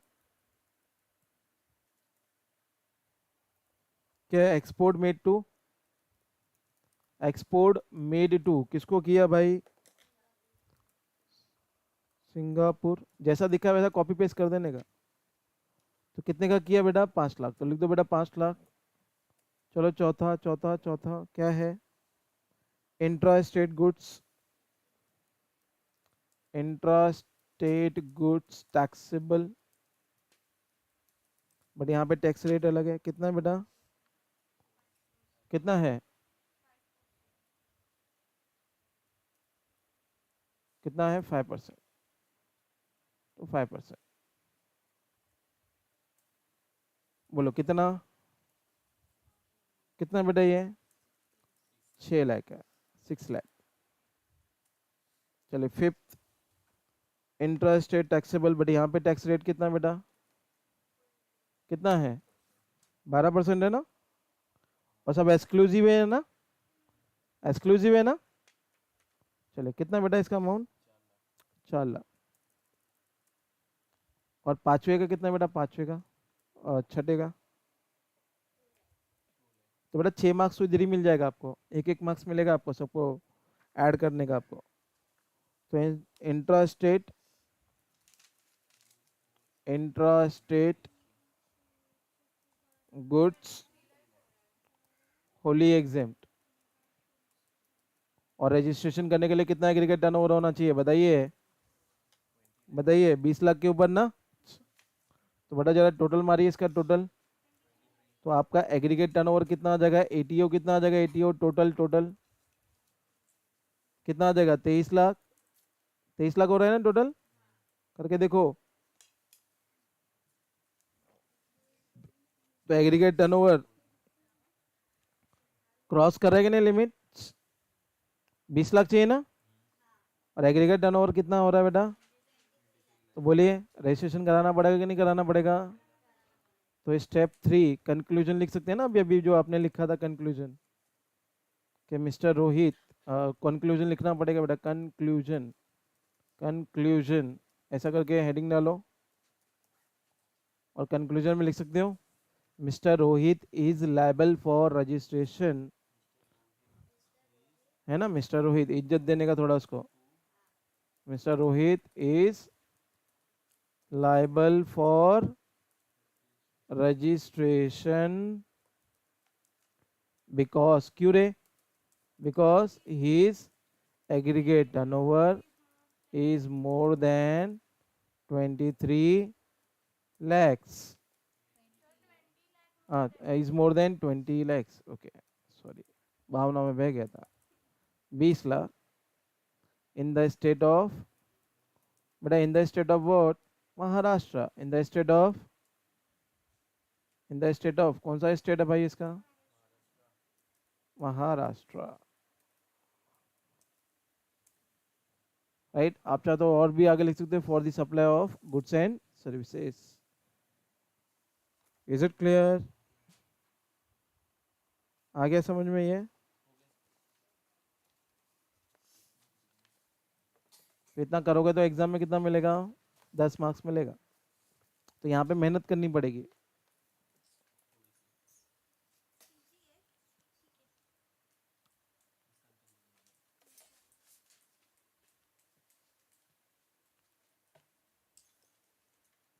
इसका जरा टोटल करो, कहाँ रहता है बेटा ये, प्रकाश, क्वेश्चन नंबर 2, ऐसे ही ओरली कर लो, घर पे जाके होमवर्क कर लेना इसको। अरे ये उसमें नहीं है, पीडीएफ में देखो, उसमें क्वेश्चन कम है ना, इसके लिए आपको पीडीएफ दिया है।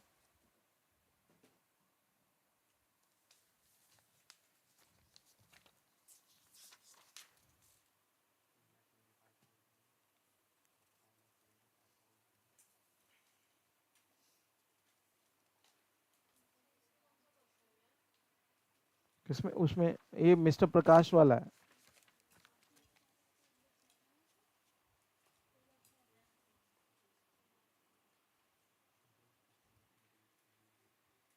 प्रकाश वाला भी है आपके इसमें, क्वेश्चन नंबर 7 में सेम क्वेश्चन है, क्वेश्चन नंबर 7।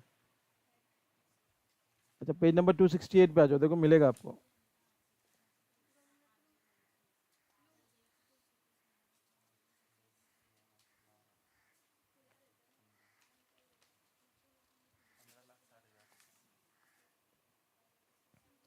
तो बेटा प्रकाश किधर रहता है? प्रकाश किधर रहता है? एक कहाँ रहता है? हरियाणा।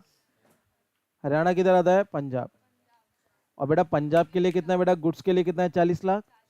सर्विस के लिए कितना है? 20। और गुड्स एंड सर्विसेज दोनों सप्लाई करेगा तो कितना है? तो बेटा ये दोनों सप्लाई कर रहा है ना, पहले लाइन में लिखा है ना। तो बेटा इसका एग्रीगेट टर्नओवर कितना होना चाहिए बोलो? 20 लाख। तो जरा टोटल करके देखो सबका, सब कुछ ऐड होगा। देखो कुछ इनवर्ड चार्ज तो नहीं है ना, मतलब आरसीएम तो नहीं है ना इधर, आरसीएम। तो बेटा इंट्रा स्टेट भी आ जाएगा, इंट्रा स्टेट भी आ जाएगा, एक्सपोर्ट भी आ जाएगा, इंट्रा स्टेट गुड्स भी आ जाएगा। ये तुम लोग किधर जा रहे हो? क्लास छोड़ा नहीं है, चुप। Services with in the state and intra state supply, जरा टोटल मारी जरा सबका कितना हो रहा है? कितना हो रहा है ये? हाँ,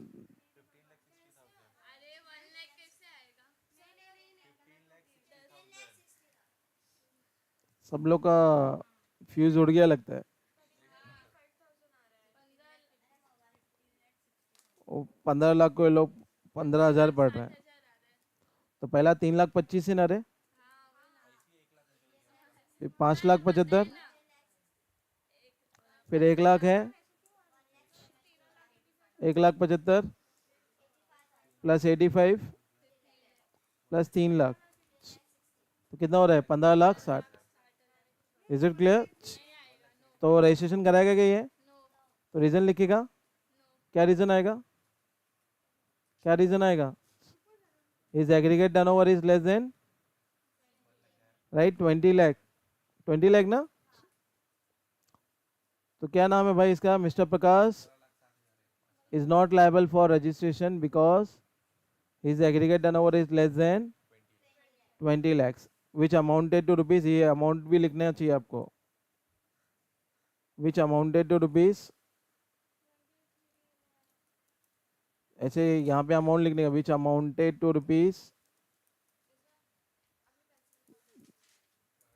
तो पहले वाले क्वेश्चन में लिखना चाहिए था which amounted to rupees 23 lakhs। Is it clear? Question number 3 पढ़ो, 3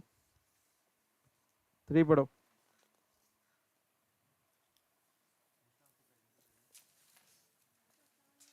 सिर्फ 5 मिनट लगेगा।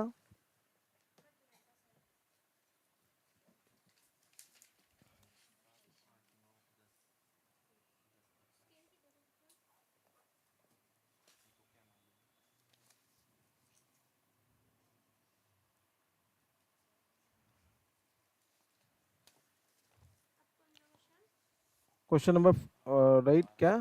3, पवन वाला। ये पवन किधर रहता है? पवन आसाम। और बेटा ये राइट गुड्स भी सप्लाई कर रहा है और सर्विसेज भी, दोनों सप्लाई कर रहा है ना। क्वेश्चन नंबर 3 प्रकाश वाला, पवन वाला, पवन मिला? पवन ऊपर ही है 268 पेज पे आपके। ये मिला क्या? मिला मैम? ओके। तो बेटा पवन रेसिडेंट ऑफ आसाम मिला? अरे पीडीएफ मत देखो, ये देखो आपका, ये इसमें है। अच्छा, मिला आसाम वाला? हाँ, उसमें भी रहेगा कहीं ना कहीं। तो राइट, पवन,